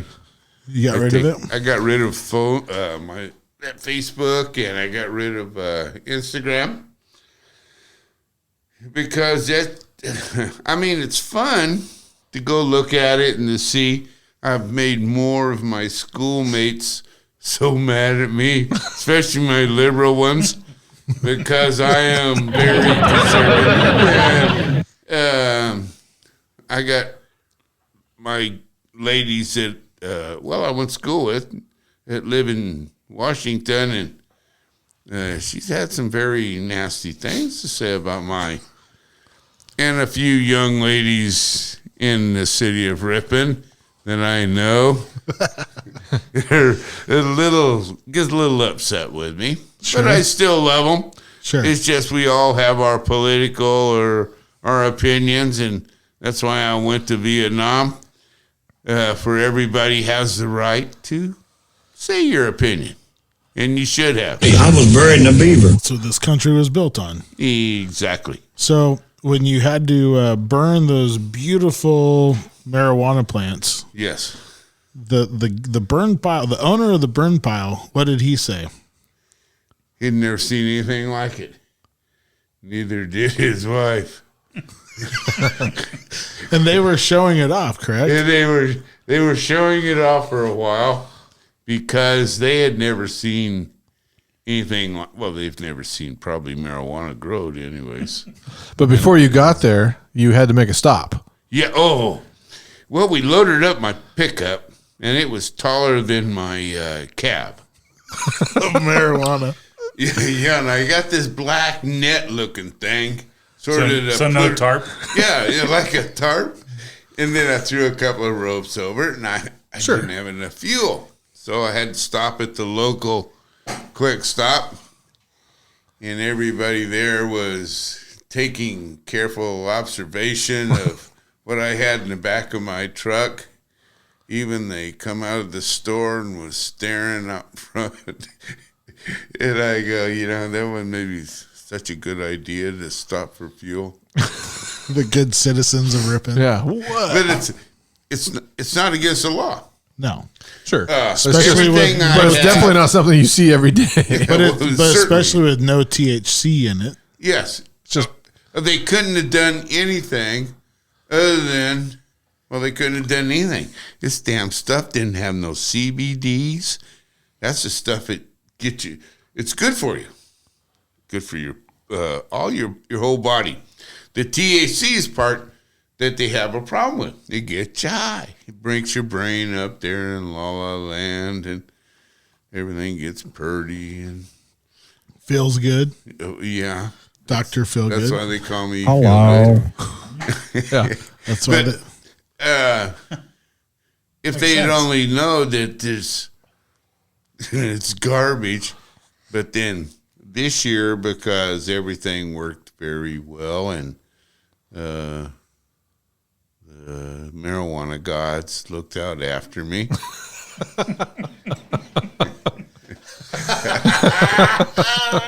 I ended up with 30 pounds. Oh wow! Is that good? That's good. I don't know what's That's good. I'm not. That's over 40 ounces.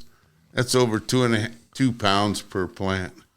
So you're like Santa Claus at this point. You're giving it out to everybody. Everybody.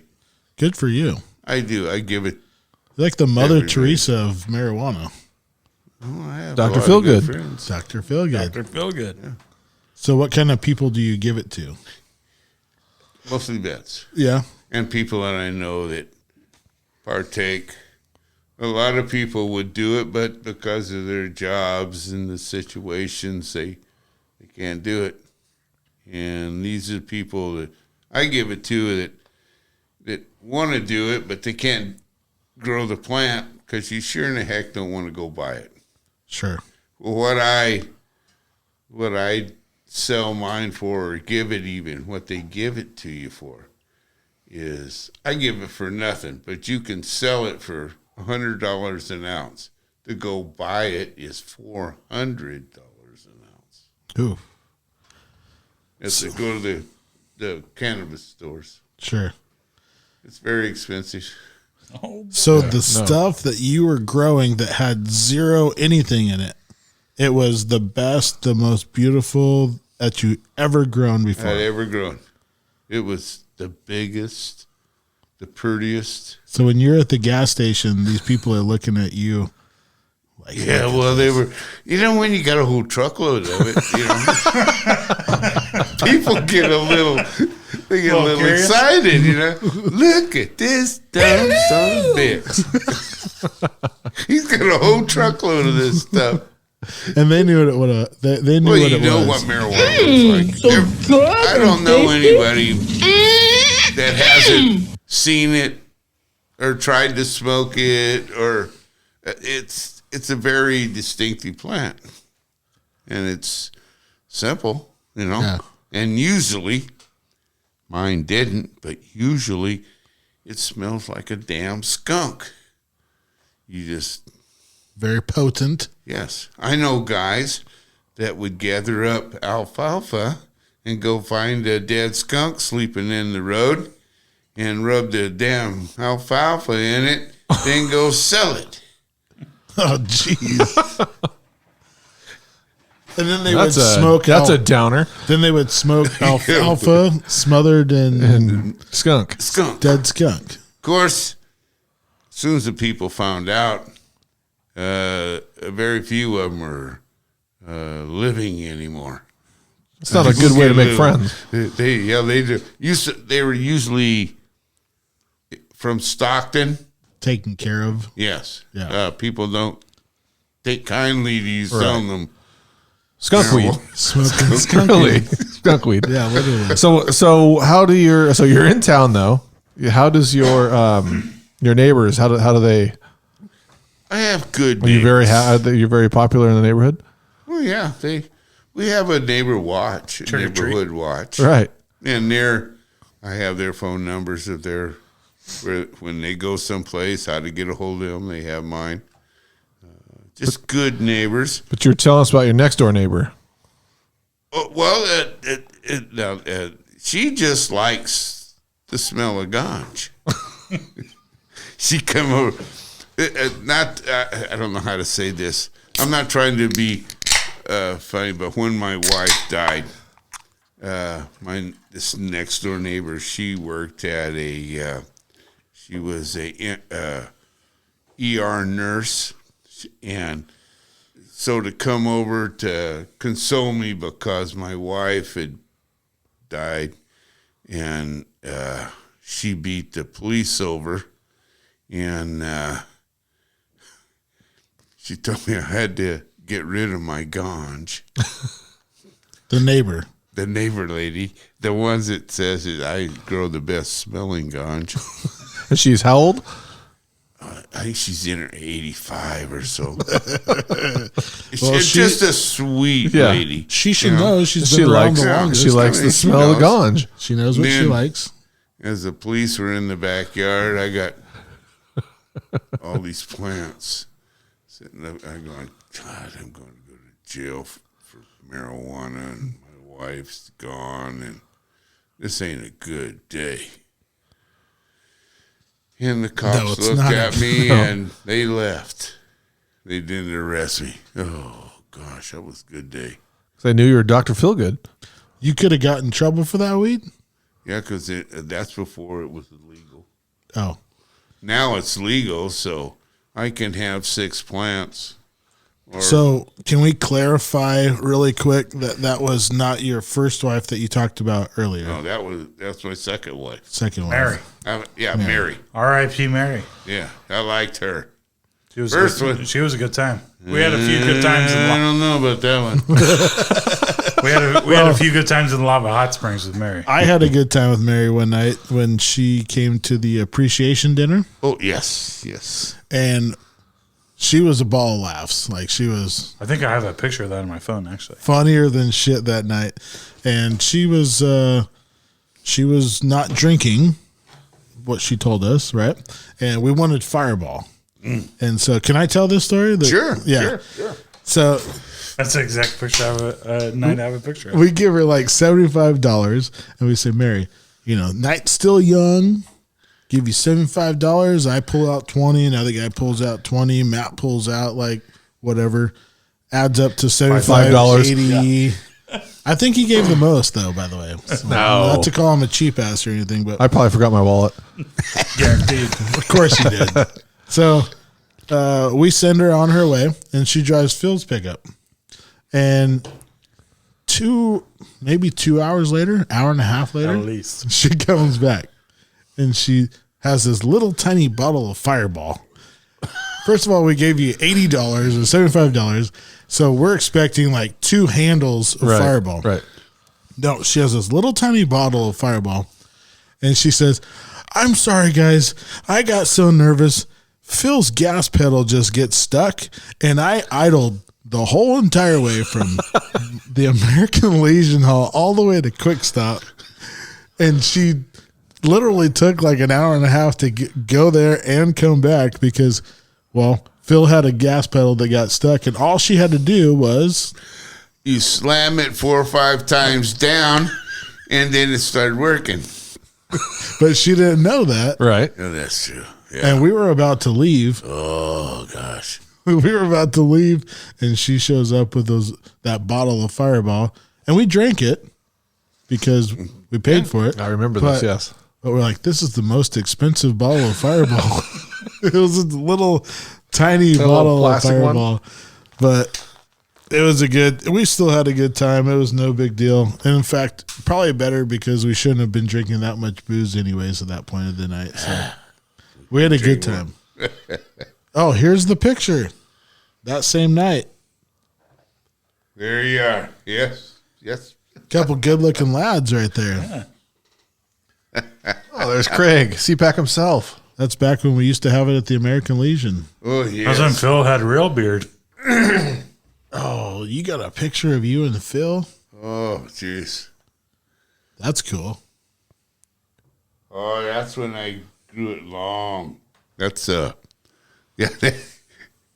I had more trouble then with that long beard. I worked at a cement company, and I'm always throwing shovels or something on your shoulder because I had to go dig out something. Mm-hmm. And I'd get that dadgum beard all wrapped up in those stupid shovels and be trying to pull it out. Phil tried to fall over in this picture. I had to catch him. There's Mary in between us. You ever seen that picture, Phil? Yeah, probably. Somewhere. That's a big relief at all, isn't it? Yeah. You're a good man. You were reaching out, grabbing his trying to shoulder. catch him.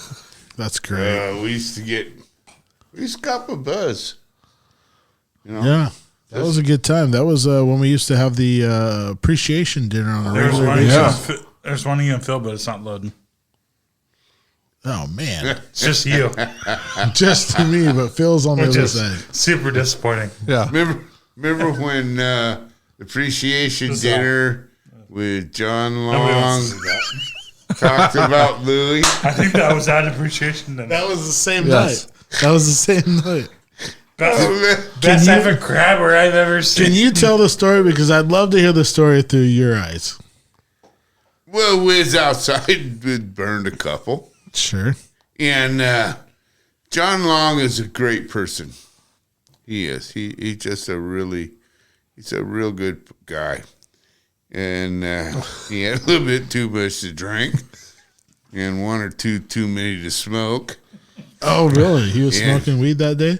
Well, he took a couple of hits, and alcohol and him don't really mix too well anyway. He got a little carried away, and Louis Norton grows the best marijuana that he's ever smoked. And then told everybody about it. Well, it's right during the whole doggone appreciation dinner. He stood up in the middle, and he's sitting right across from Louis. And Chick, John, you know, oh, Lord have mercy. We laughed so hard, and he would, poor John, he talked about what, Captain Benny? Remember? Yeah, Captain Benny. He'll take you to places you've never been. yeah. But what did he say about And Louis? he's like, I've never even taken him crabfish. What did Louis say? What did he say about Louis' weed, though? Oh, it was the best he had ever smoked. This guy grows the best weed in town. Best greed in town. Best ever. Yeah. Oh, gosh. And everybody was laughing, carrying on except for Louis. He's a little upset. But at the same time, we were all growing. You know, it's just not a thing to be talking about. Right. And poor John, that's not the first time. He's won probably, at least a couple of the Golden Toilet Awards. Yeah, I think so. Toilet Bowl. Award, Yeah. Golden Toilet Bowl Awards. Yeah. You know, the Golden Seat, Yes. you know, for being dumb. So in the quarterback club, just to explain what Dr. Philgood's talking about is if you put on a good show that evening and you get drunker than the rest of us, because we're all going to get drunk. It's at the steak and oyster dinner. It's at the steak and oyster dinner. So everybody's going to get drunk. But one person always gets drunker than the rest. So By far. Andy's Andy's one. I've won. Andy's the recipient. So they will nominate the next morning who got the drunkest, and they will receive the Golden Toilet Seat Award or whatever it's It's a called. real honor. Yeah. And Richie Machado You got it once. won one time. Got a hole in the wall. Andrew, the baby gravy machine. You can just call me Andy. You don't have to call me Andrew. Nobody's going to know who Andrew is. So I'm addicted to it. Pete John Long. Utikis. Yeah. John Francella's won it a couple times. Yeah. Yeah. I mean, see, it's There you go, name a dropping. very distinguished award. Yes. Our own president won it back-to-back years, I think. You want to put it on your wall. Yeah. It's a plaque. Andy, do you still have it? I never actually received it. Oh, they just kind of just I did think name they sent me only. a letter after saying I can't come back. Yes. You're that- just done. and we're glad to announce for coming that out. Andrew is back. Yes. Andy Glad is to have you Back in the club. Andy is back. I Called me out mentioned of retirement. I got the old He was a little Pat. Brought me out of AAA. Yep, he came back. Andy's back. And I hope you win the award this next year because it's only fitting. Guaranteed. It's only fitting that you do. If they allow us to have this. Well, maybe not this year, but the next year. Oh, We're hoping. I'm gonna put all I got into it. Oh, yeah, We really. know you will. We know you will. You're a Hell, good sport. tonight I took 2 shots and drank 3 beers for Freddie to pick me up. Oh, really? Oh, you see, you're ready to roll. I got primed. So did Dr. Feelgood. Yeah. Yes. A couple of greyhounds before he got here.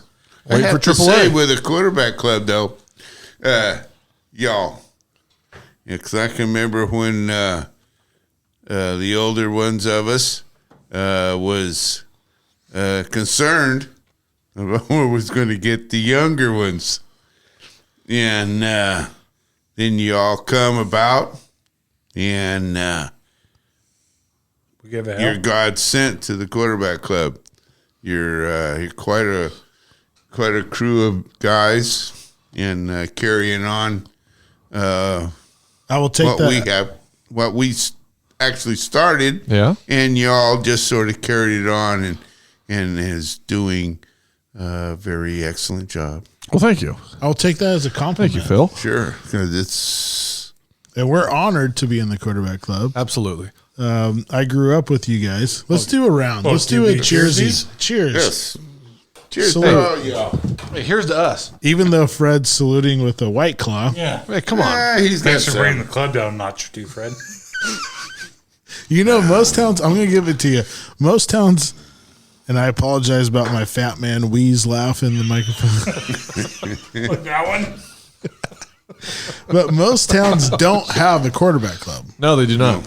And we should be so much as honored to have a quarterback club, let alone a good ass quarterback club to where we sponsor all youth sports, whether it's elementary schools that are short on soccer balls or it's Men's volleyball that can't afford their spandex. Yes, absolutely. New nets for them. you guys weren't there when I needed you, so screw you New guys. knee pads for the men's volleyball team.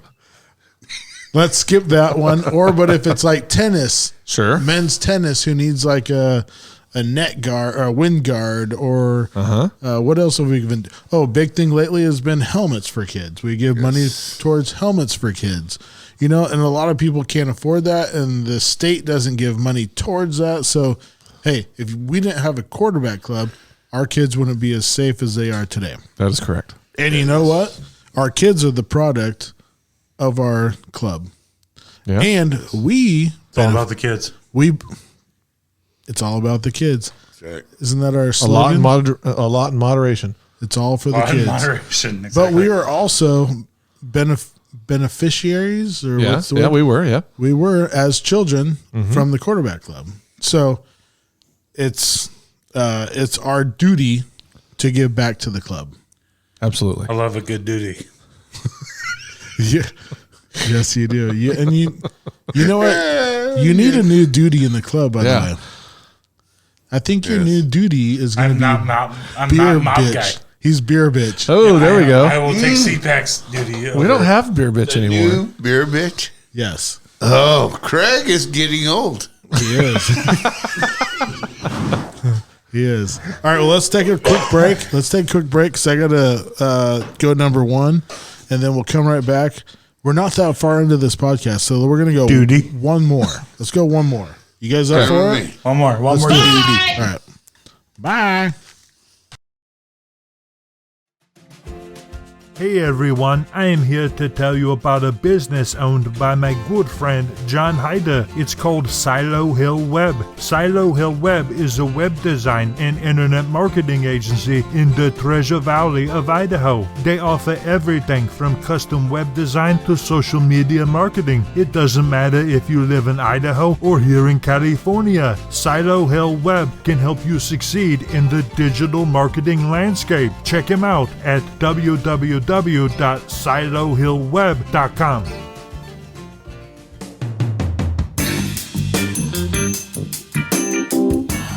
Hey everyone, we're here today to talk to you about Row Refrigeration. Row Refrigeration is a California licensed contractor specializing in commercial refrigeration. If you have a convenience store or manage a grocery store and you have walk-in coolers where guys reach in to, maybe grab a 6-pack of sodas or something, but then everything goes wrong and it breaks and nobody wants to come back into your store because your sodas are warm, well, Row Refrigeration would be perfect for you. Or maybe you have a business with ice machines or cold storage, even if you're in the ag industry or restaurant business. Row Refrigeration is your one call to fix all. So give John Rowe a call. Grab a pen, grab some paper. His phone number is 209-483-2814. I'm going to say that one more time.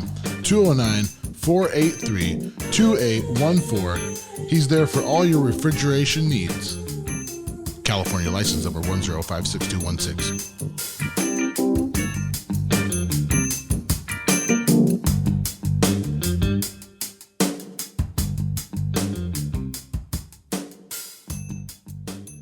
You sure this ain't a Howard Stern's thing or something? Yeah, that's pretty damn close.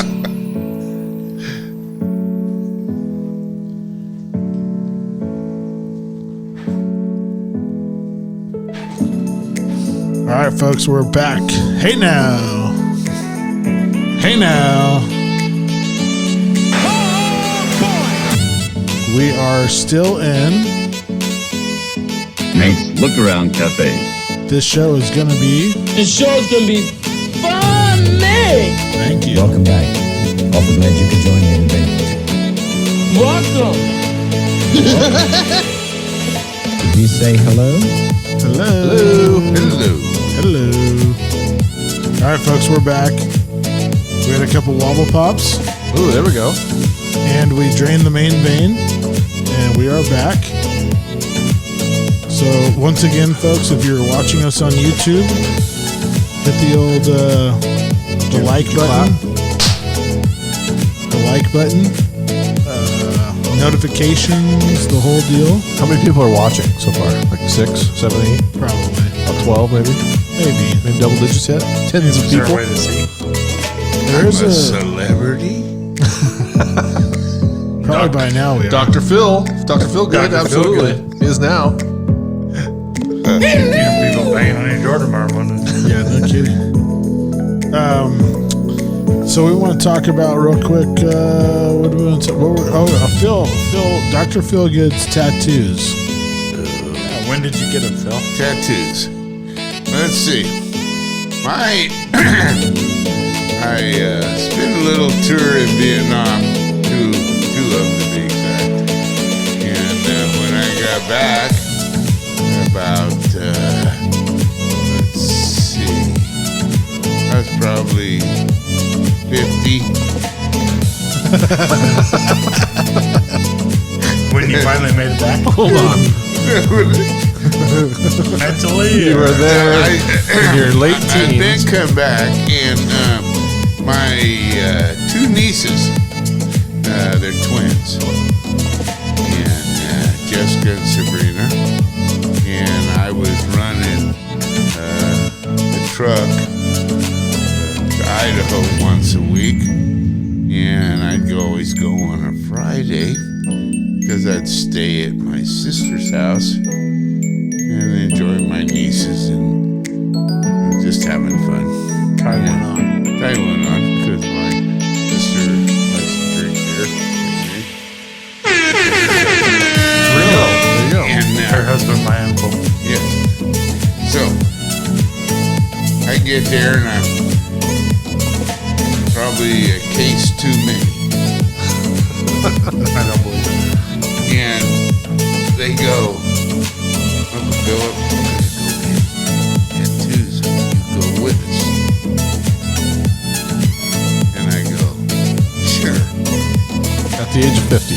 I'm 50. 52, I think. And you went the entire military career without a single tattoo. Without a tattoo. Oh, okay. So when I get there, because there's two of them, I gotta get two tattoos. Oh. So I got this one of the Ruthless Riders, and I have the 1st Aviation Brigade on my shoulder. And then they come back, and we weren't supposed to say nothing, but I got bandages on my arms because I got tattoos. Sure. So then they had to tell their parents eventually. What did your nieces get? They got one got a butterfly and one got a rose. Oh, Any tramp stamps? No. they're classy. They're classy broads. No, they My they cousin's got Alan. Shoulder oh, they touch. got them on their ankles, I believe. Okay. Yeah, they didn't. I think one of them and your brother T had a special relationship for a while. Oh no. Oh boy. Oh yeah, Oh boy. This was your niece Yes, and my brother.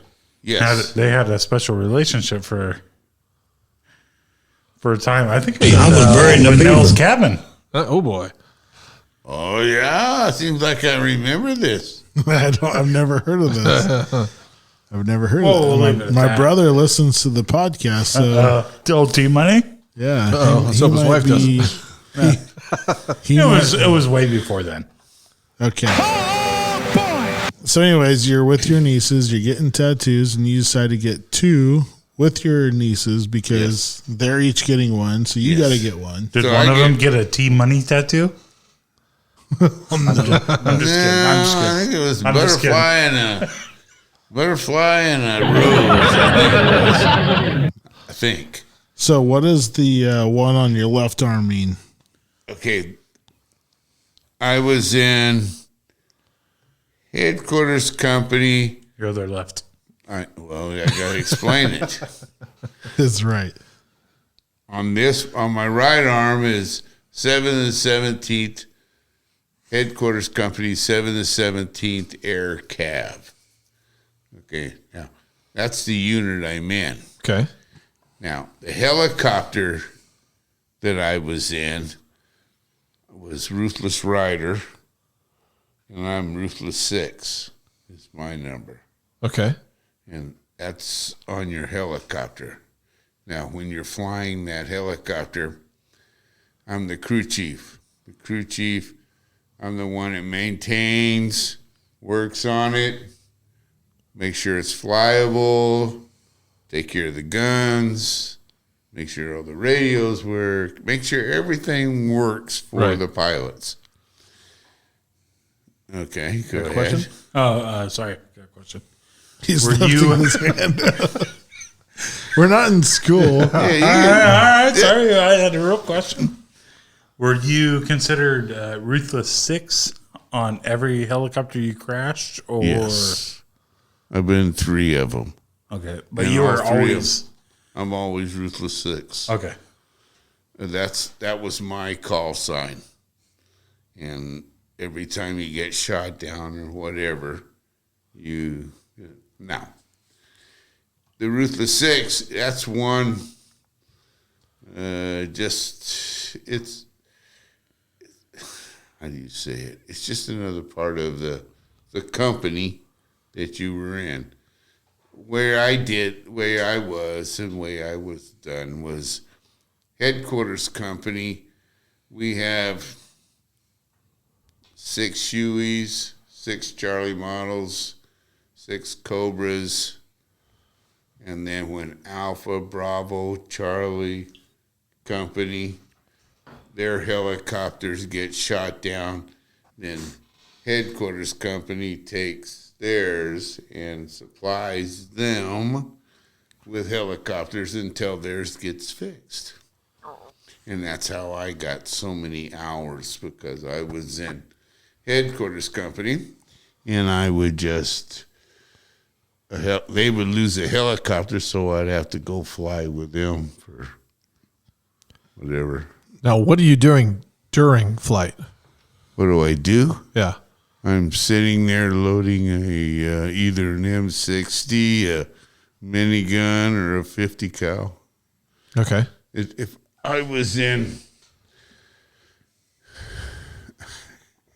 I got in a lot of trouble. Okay. I was always doing stupid things. Sure. And I went from flying at 1,000 feet with a base commander directing the whole operation. And you just sit there and and you direct everybody to do what they need to do on an insertion or whatever we're doing. Well, I went AWOL to California from Vietnam, and they didn't like that. Okay.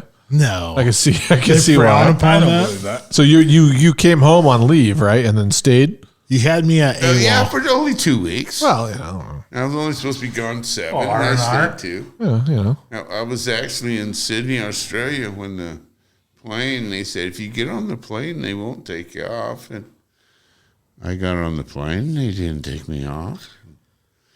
I was landing in Oakland, people spitting on me and calling me baby killers. And Really? Oh, it was nuts. If I'd had an M16 that day, I'd been in prison because I'd have shot them all.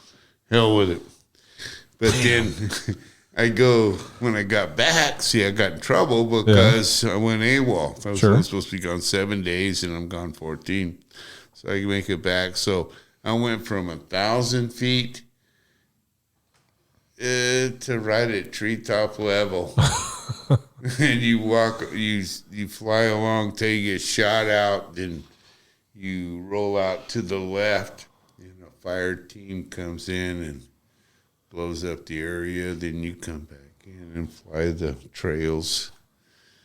So, you need to know when you screw up, the degree you screw up, because when you go to here, it's a bitch. Height level? Huh? Height level's treetop level, and you're following trails. It's way safer to be up at the top with the higher you are, right. 1,000 feet, it makes it a whole lot. And what episode did Phil go into all of this? What episode? You know what? I don't know what episode he was on the first time. Way to drop the ball.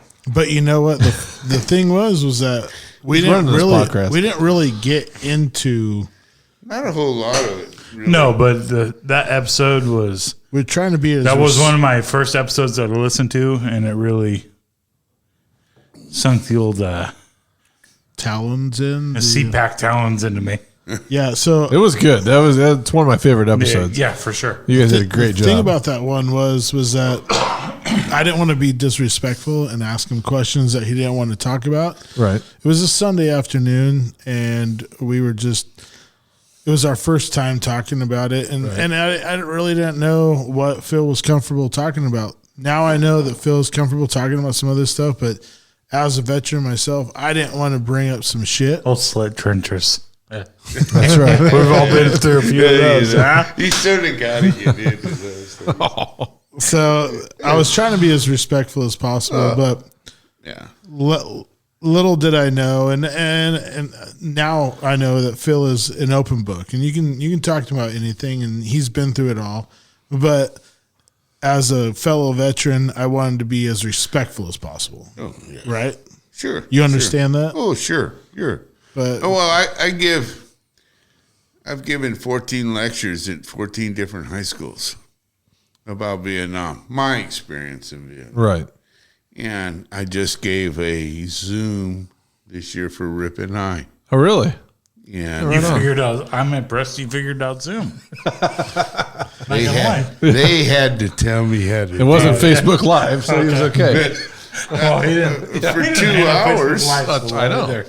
We sit there and talk to. I had 6 guys, six or 7 of the class ask me questions. Yeah. About Vietnam, what I done, and all this kind of thing, and I explained it to them what I have done, the things that I've done, and I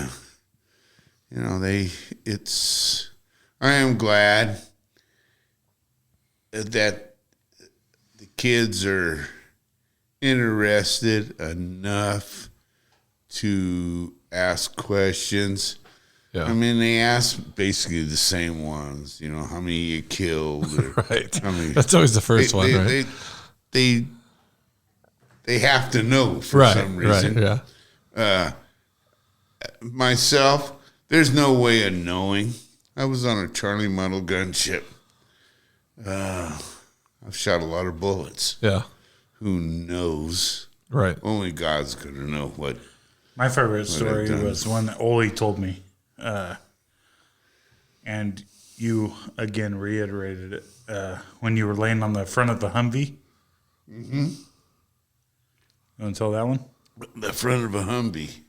I didn't have Humvees. Oh, I don't know. Always, you were telling me something about you were laying on the front of some sort of vehicle.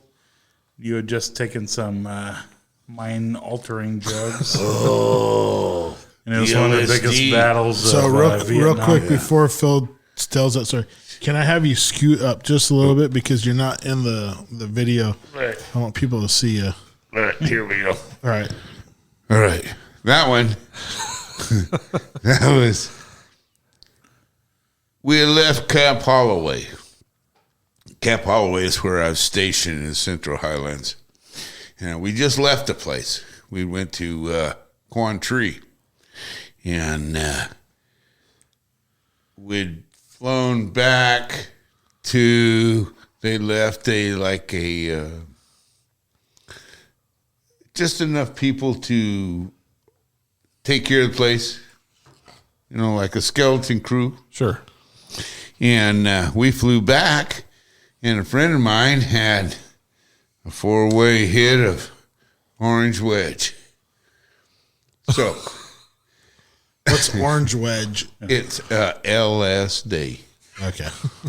So now I left my gun and everything in this helicopter, and I went to my friend's hooch, and we ate the LSD. Then Charlie decides he's gonna shoot shit in, mortars and shit. And I didn't have my gun. Scared the shit out of me. So I crawled all the way back to that damn helicopter. I'm screwed up on LSD. I mean, everything's all moving. And I get back there. As long as I got my gun, I'm in good shape, man. Right. I feel secure. I got my gun. Sure. So I sit on the bunker and watch the green tracers come in and the red tracers go out. And it's just, it was beautiful.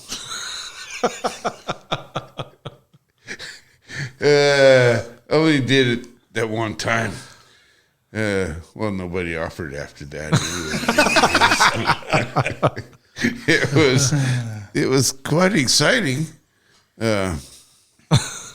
Was that your first time doing LSD in Vietnam? First and only.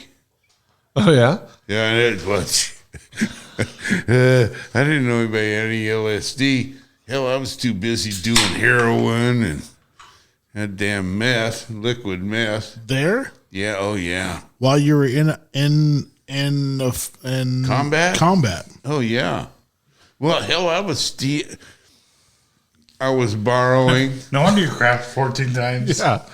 I was borrowing the stay awake pills they have in your first aid kits, and they really work.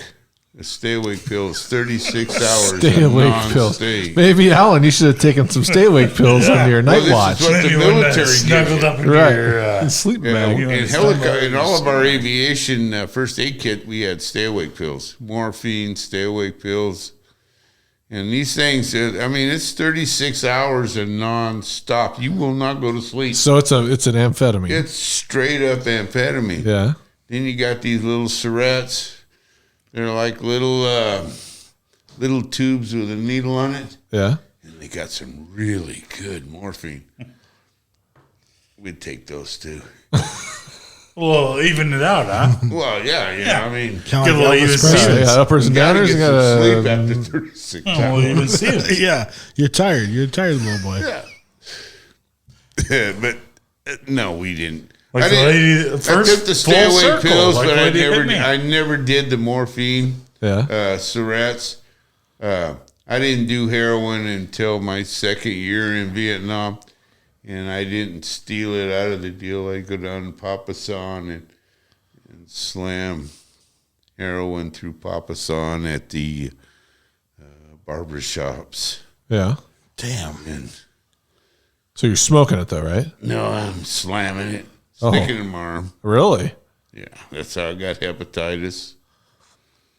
A, B, or C? I've had, I got them all. All of the above? All of them. Actually, there was only 2 kinds when I got hepatitis, serum and infectious. Yeah. And mine was serum through dirty needles. Holy shit. Now there's... We drank after you. Yeah, but I'm not infectious. I didn't get that shit taken care of. Although you lost 1/4 of my liver. It's already gone. Oh, my goodness. Yeah, you had a different experience in war than I did, I tell you that much. Well, not because we wouldn't have done that. It just wasn't there. It's not a for different, lack of trying. It's just different, yeah. Our experience was a little bit different, but apparently you could go to town and do what you wanted to do in town. Yes. We couldn't do that in town. You had your hands on some serious drugs. We didn't have anything. Most we had was Copenhagen and Marlboro Lights. Oh, geez, yes. So I think that's code for Phil would have killed himself. pansies. could you have gone through the Iraq War without some of that stuff? I'm sure I could have. Yeah. It was, like I say, in the times, yeah, I could have done it. Same thing you all did. I was there. I mean, I started smoking pot when I was in 8th grade in Ripon. Yeah.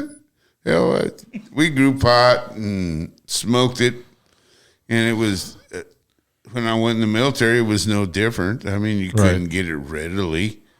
It wasn't like every day I'm smoking pot. Right. When I'm in Nam, it got to be pretty much every day because I could get it. How could you get it, though? I go take a carton of cigarettes and take it down to Mama San, and I'd get a damn sandbag full of marijuana. Oh, okay. A sandbag? Yeah. What'd you do with the rest of it? Well, I tried to smoke all of it. It's like when I you respect that. When you go, boy! You go to the VA and they go, "How much marijuana you smoke?" Sandbag? Well, depends how much I have. Is that an option? All of it? All of it. Yeah. On the regular?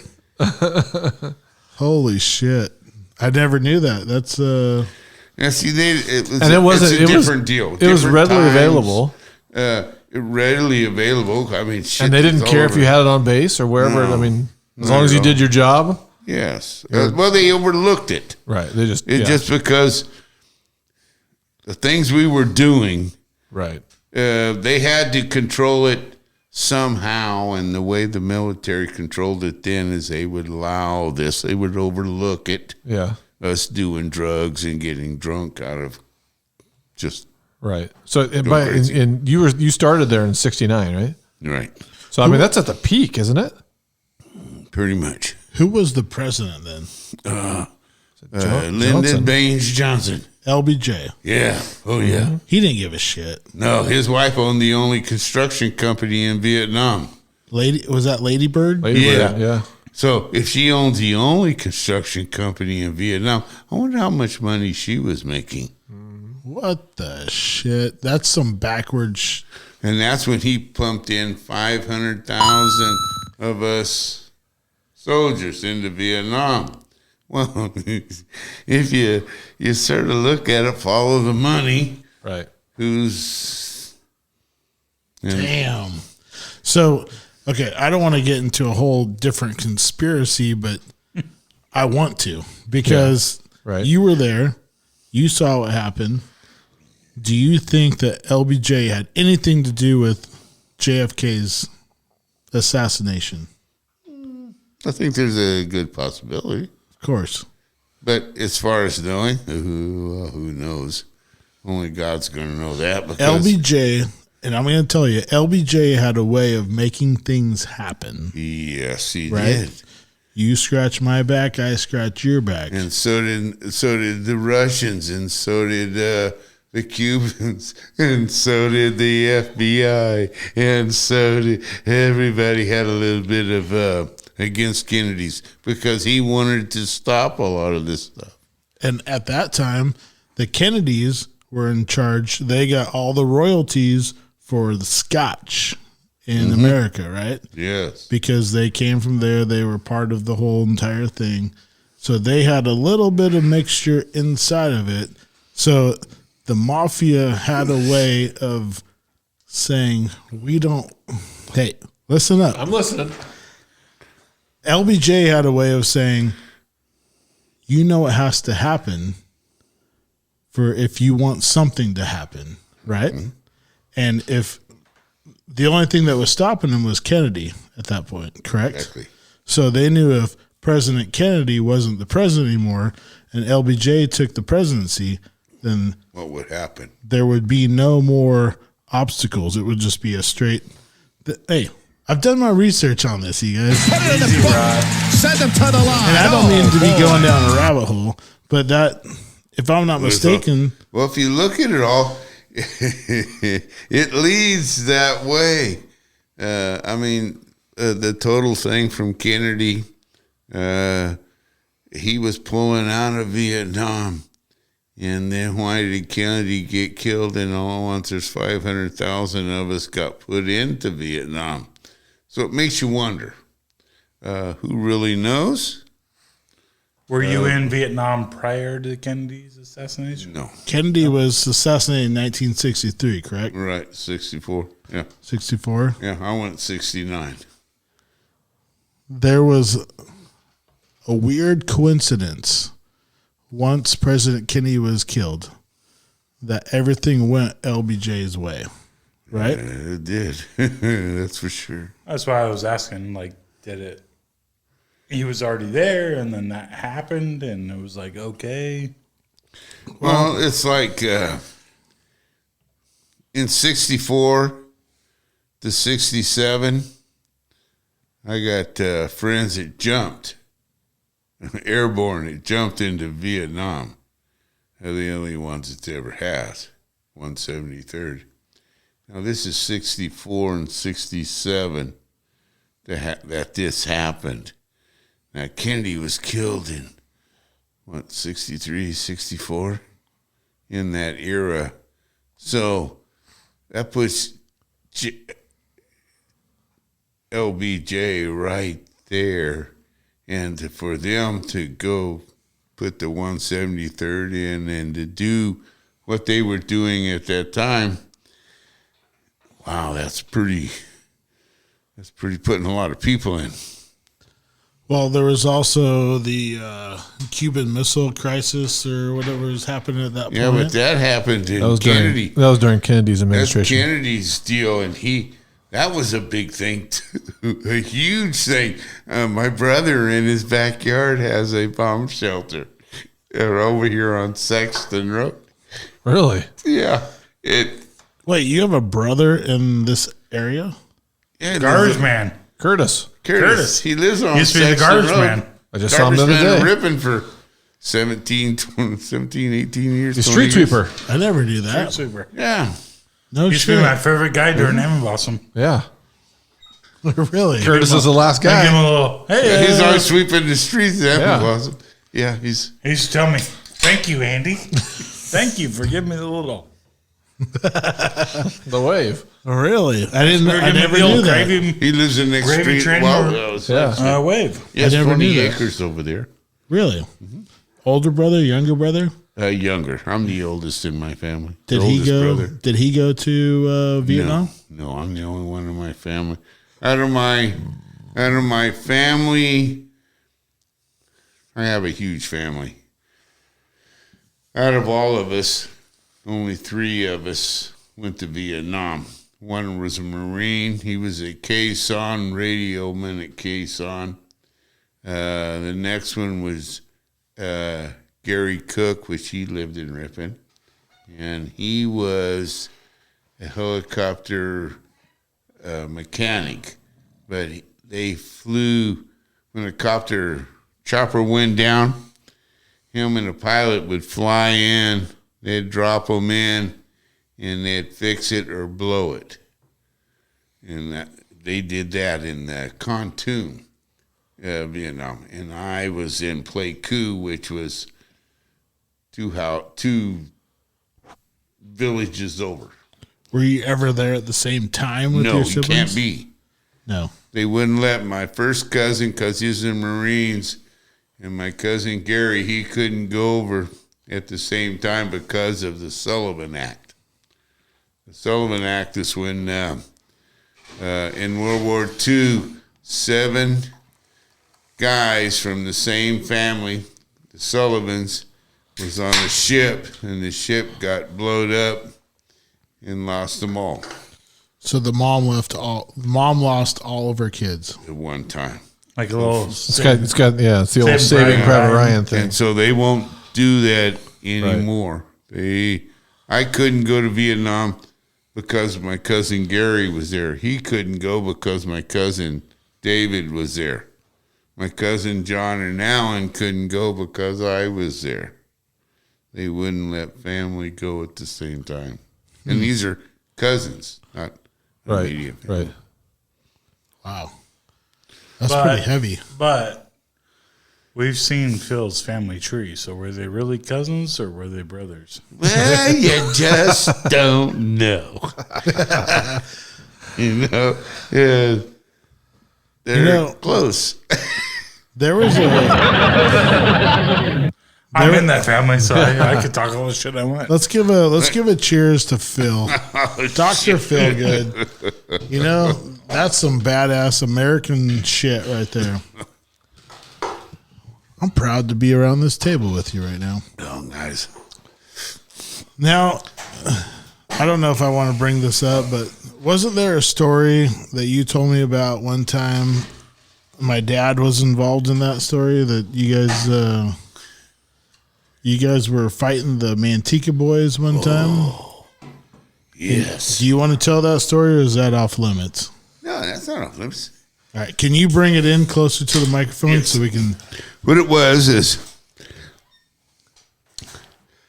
me and we just moved into town. It wasn't too long. We had moved into town, me and Jenny, my wife, and we just went to bed.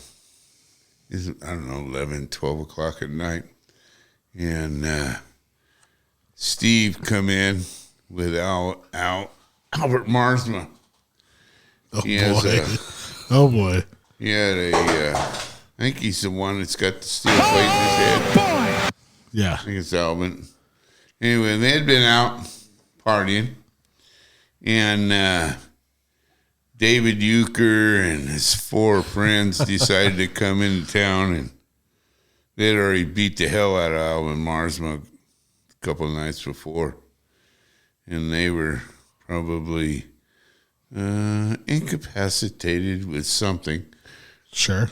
And so we just went to bed, and here comes your dad, Steve, and they're burning tires in front of the house. Phil, get out of here. Phil, get out of here.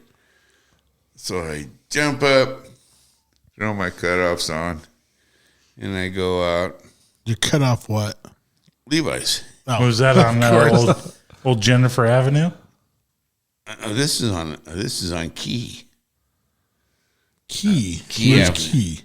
In Ripon? Yeah, that's where I grew up, on Key Avenue. Okay. And never heard of Key? Yeah, it's over, the same street Rapona Market's on. Oh yeah. Oh, that little shortcut. Oh. Yeah. So I run outside, and here's David Euchre and 4 of his buddies, and I hadn't been on the service too long. Yeah. And I was still crazy as a pet coon. And I've met one of them retirement. Those are crazy, by the way. You don't want to pet him. No. No. Euchre decided he wanted to get in my face, and you can stop me in a heartbeat. And of course, I'm feeling my piss and vinegar, so I hit him, broke his nose, got him on the ground, and I go, "Oh, this ain't a good place to be," because I had my hand over his mouth, and I was pile driving him. Every time I moved my hand, I'd hit him in the mouth and the nose. and this Oriental guy come up, and he's yelling at him, "Euchre, you want me to hit him?" And Euchre muttered out, "Go for it." Well, by the time he went, "Go for it," I stuck my fist in his mouth.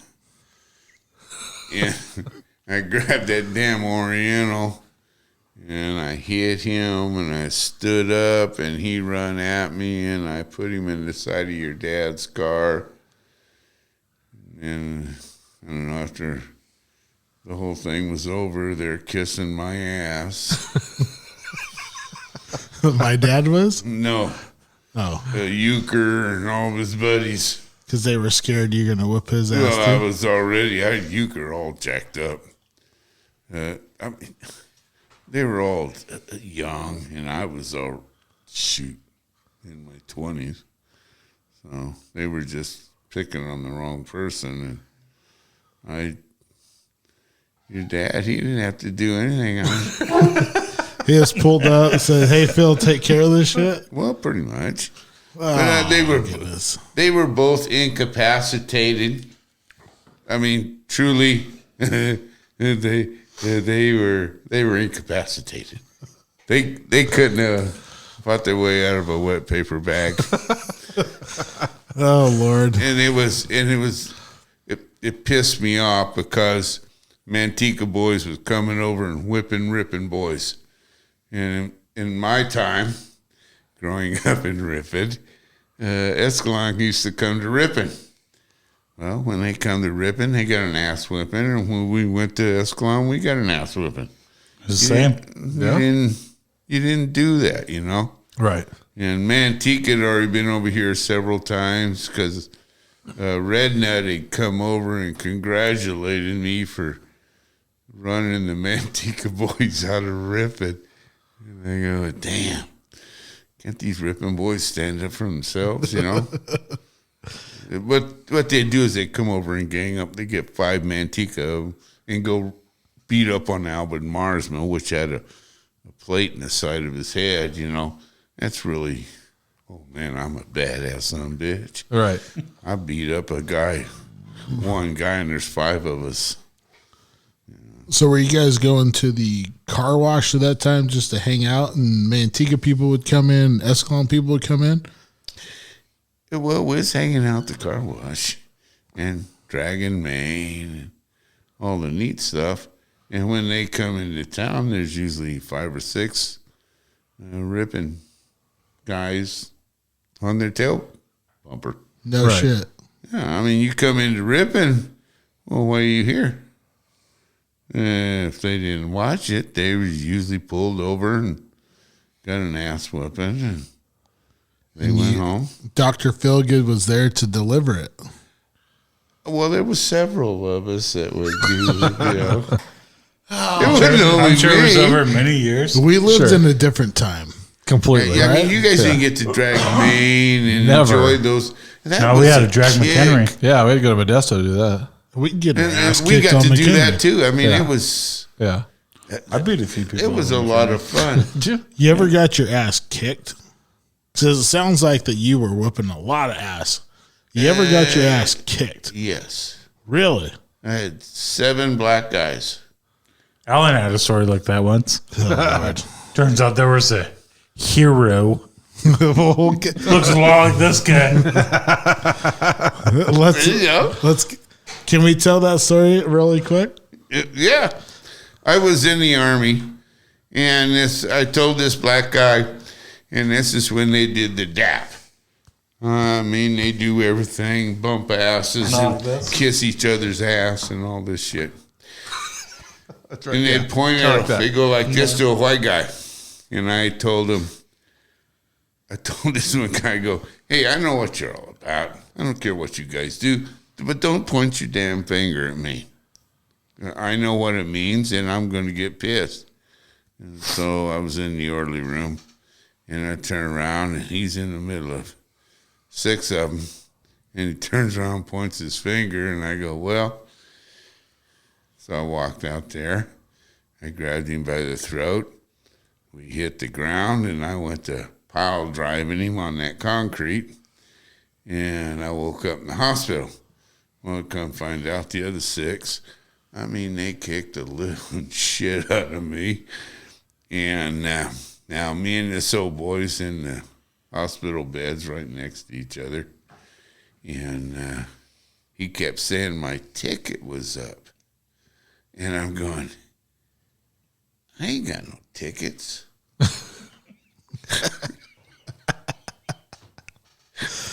Finally, the light bulb come on. So I get out of bed and I got broken ribs. I got 3 broken ribs on one side and 4 on the other. And my ears are all my eyeballs and stuff. So I crawled out of bed and I got over to his bed and I go, boy, you want to see tickets? So I went to beating on him. Oh, shit. But the problem is, I was just barely touching him because it hurt so fucking bad. Oops, you ain't supposed to say that. It hurt so bad. And the nurse come in and she grabbed me around the chest and it almost killed me. I never seen him again. Oh, so they split you up because you guys were going to fight each other. Well, I was going to fight him, but neither one of us could muster the strength. Oh, shoot. When I was hitting him, it was about like this. I mean, you ever had broken ribs? No. Oh, man, I'm telling you, you can't do nothing. Thinking about it hurts. Breathing, laughing, coughing. Oh, man, your ribs hurt. That's why they rub you, they package those up tight. Right. And hit something. Just the jolt of it. It'll drive you nuts. No shit. I never had that situation. That was my fighting a whole bunch of them at one time. That didn't work out too good. Andy, what were you going to talk about? The getting into a fight with a group of guys that you shouldn't have been getting into a fight with? I think you need to start the first part of this. So I'll start it out. Fred, do you know about anything about this? I think I do. Okay, so one night at Old Town, which was ill-advised, and that's how most of the stories start, right? I've had them at Old Town. It's a good one, yes. So I get into a little bit of a scuffle with a group of guys, and they're darker color, and I'm a white guy, and privileged. So I'm a privilege. Yes, he's a privileged gentleman. I'm outnumbered. Oh, this is what I want to get at. I'm outnumbered, and so they bring me around the corner. And I swear to you, they gave me a couple pops across the face and the stomach and the ribs. And I thought I was a tough guy, but I really wasn't. And so they got me humbled up across this car. And they got their hands pulled back, ready to just give me the business. And this angel that weighs about 350 pounds comes around the corner. By the name of Andy Tyhurst. Andy, the baby gravy shooter, comes around the corner. I don't think he's got a beer in the system. And he comes around the corner and he sees me in a wrong position, just lean back. It's real face down, ass up. My back sprawled across this hood of the car. And these people are about ready just to give me the business. And he says, Howard, is that you? I said, it's me, Andy. And this is after our fight in Long Barn. So hey, you're best friends now. We're best friends now. BFFs. Right. We've been through the slit trenches and all the business. We've been through a few slit trenches together at that point. Oh. Andy, like the freaking angel he is, just starts grabbing people by the collars and pulling them off of me. And this is the story that I remember. He starts grabbing people by the collar and just pulls people off.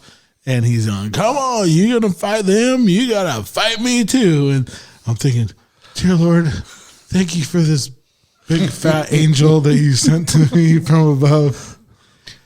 And I've never really told you thank you, but Thank you. thank you, Gravy Machine. That's gravy, the baby The gravy whole machine. baby gravy himself.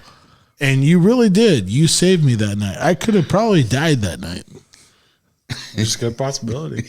And I was leaned back on the back of the car. My back was on the hood of this car, and these guys were wound up, ready just to start pile driving me. And the gravy machine pulls up and just starts pulling people off of me. It was like an angel, like I said, an angel sent from above, made of gravy. Now, do you remember? Angel. This? Do you remember that part of the story? Oh yeah, Captain America. Oh man, I should have died that night, Yeah. and I don't remember how I got myself in that situation, but Andy just took control of that whole situation, and I guarantee you, my mouth got me into that situation. Sure. But Andy just took care of it, and he comes up. He's like, "Let's go inside and have a drink." There you go. afterwards. There And he you pulled go. all those guys off of me. There was probably, 4 guys on me? 3 guys? There was a good fight inside. Oh yeah. If they wanted to fight, I was all about it. So What? did they leave? What did the? And so another guy who also didn't want to get in a fight pulled out of the parking lot and ran over like 7 people on his way out. Yeah, that will. I mean, That will really shut down toned a down. fight. That kind of calms I really things toned down. everything else down. Okay. Yeah, But I mean, That'll do it. Now was cool. Yeah. that is good. I was Who was the guy that ran him over? I have no idea. Oh no, not just a dude. it was a crazy Match at out. that time. At that time, Old Town was having some crazy parties, crazy Yeah. evenings. Well, they had a DJ in there, and people were coming from like Manteca and Stockton. Right. There was a to fight party every night. there. Like if you Yeah, were yeah, going there, you were yes. going to fight. That was Yeah. a big Yeah. problem. Do you remember that? Oh yes. Did you ever go there then during those days? No, I was there in those days, and I watched the winners and CPAC, few of 'em boom. get out there and thump each other. But no, all mine was usually the Swiss Hall. Those are some old school fights where people were like, "Put up your dukes." Hey, In the sawdust? you ever tried to fight with a Swiss wrestler? No. Oh, yeah, in the sawdust? That sucker's about 10 foot tall. Looks like Arnold Schwarzenegger on steroids. And he's going to pull your arm off and shove it up your backside. Me and Butch went Must there. have been a Beeler. Yeah, close. Me and Butch They went there were one big. time to the Swiss Club. We went to go pick up Marcus Wagner. And Mark's like, "Come on, Andy, wrestle." I was like, "All right." So I had to wrestle this guy. So you put on your fucking burlap sack or whatever it is. you wear. Burlap sack. Yeah. Those shorts. Yeah.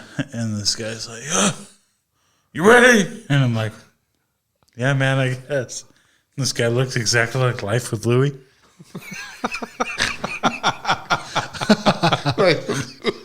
And I mean, this guy smelled to high heaven. Like the back end of a pack mule. Oh, exactly. So the whole time I'm trying to wrestle him. We're having a good time, man. Fucking Butch is going, We're having a good time. "All right!" Like the Life of Louie. "All right!" Like Scott's just yelling that, and I'm fucking pissing my pants on this guy. I didn't win. You didn't? I did not win. Oh Lord. Well, those were some good, clean fights in those days. They just come out, Swiss come out and beat the hell out of you. And we all And pick you up and go inside and buy you a drink. Yeah, pretty much. Because that's when we were drunk anyway, because you could buy alcohol in those days. I mean, just. You rolling around with sawdust? Oh, yeah. Then grab some, go out there and Swiss dance, and some little old midget lady would snatch you up and do that damn Swiss polka and shit. Man, whip you around like you was nothing. And then you were getting married? Pretty much. Next thing you know, you're getting married. Yeah. Probably. But they were just, but they were good people, and they'd allow us to go out there. But I closed the Swiss Hall down like everybody else once. Been there, done I there. did it once. What time do you close the Swiss Hall down? 2. Well, when you go out 3? there and call this big old dude that looks like Godzilla out, you hit him a couple times and he laughs at you. And Was it this ain't good. Was it a Beeler? No, No. I had Frank behind me. Oh, good. Oh, that's good. You always That's want why Frank they didn't behind beat you. the hell out of me because I had Frank or Joe. But I remember Charlie about- Smith and Fred Sharp and all those guys. It got quite exciting. Those guys are like gigantic people. I mean, like Humongous. They are big. Off the big Myers. people. Off the Myers, yeah. A big monster man. I saw an Optmeyer when I was in high school. I was working at this parts house. He pulled out of the back of his pickup this gigantic starter, and he with one hand sets it down on the counter. I get the new one for him, get it ordered for him, and I go to move the starter off the counter into the back. I could barely pick it up with two hands, and he like one-handed this thing, just picks it up, sets it on there like it was a pack of smokes. They're big Swiss people. Big Tough. bitches. Very tough. Tough They beat sons the of heck bitches. out of you at Swiss Hall. Wearing them bells and whatnot. Yeah. Yeah. Well, remember Frank Beeler? Remember him? Or do you remember Yeah. Oh, yeah. Frank in his mom and dad's house? He had a whole shelf across the end of the house from his weightlifting and In the Swiss wrestling. Yeah, they did the I bells. mean, he had those bells. Some of these bells were thousands of dollars. Oh, yeah. Gold inlays and shit. They were beautiful. And he had damn deals of them. I mean, he was quite the guy. Oh, yeah. His wife still has them all across their living room. Yes. They go all the way around this whole big room, from one side to the other. Whatever each bell is worth, he earned every single one. Every of them. one of them. He was world's champion dead weight lift. He was quite a guy. I think he got the 50-year-old Didn't he break the world record? world record Yeah. of weightlifting, which He was over quite 500. If you see the video, he's lifting the weight up, and The bar is bent. bar is bending, Yeah. Yeah. and he's just putting it up.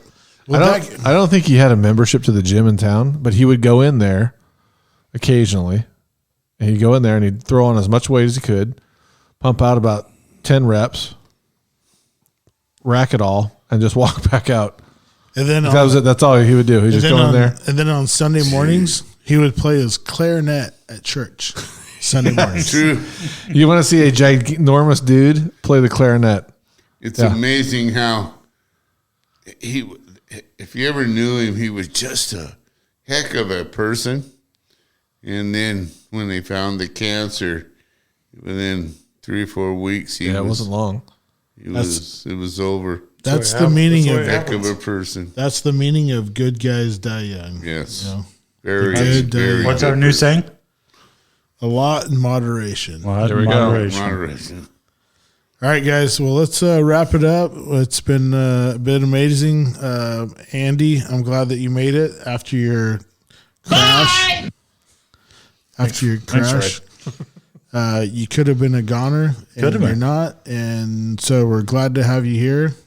First time on the podcast, whether it was Meant to be or not. And call me out of the called bullpen. in out of the there you go. bullpen.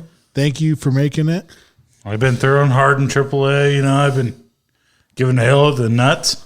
I bet you have. Been throwing harder than nuts. Any words of wisdom with that?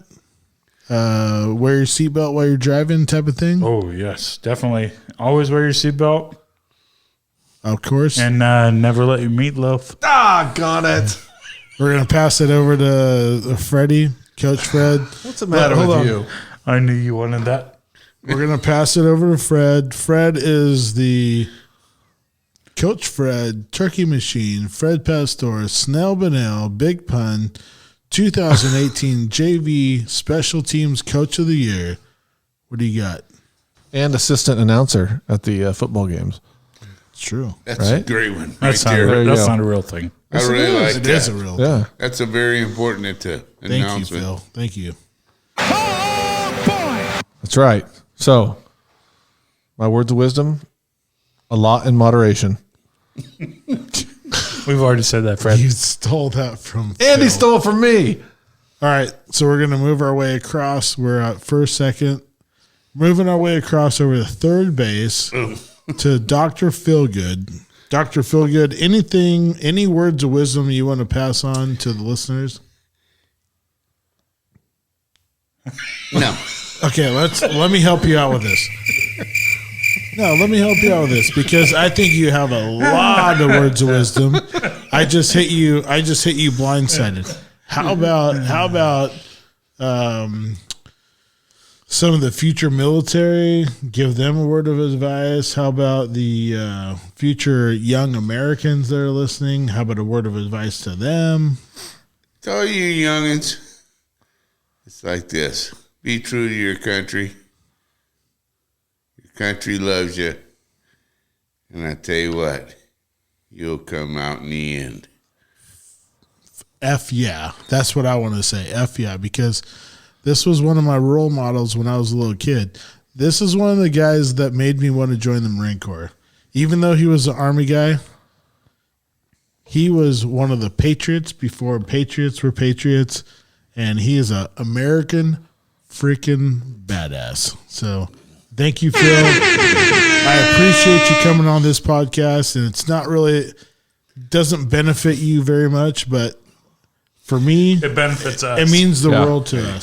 Thank you very much, Phil. Everybody. Hey, I just appreciate all y'all. You're a badass, American badass. So, from the turkey machine to all the men and women serving this beautiful country, whether it's air, land, or sea, we salute you. To all the first responders, thank you very much.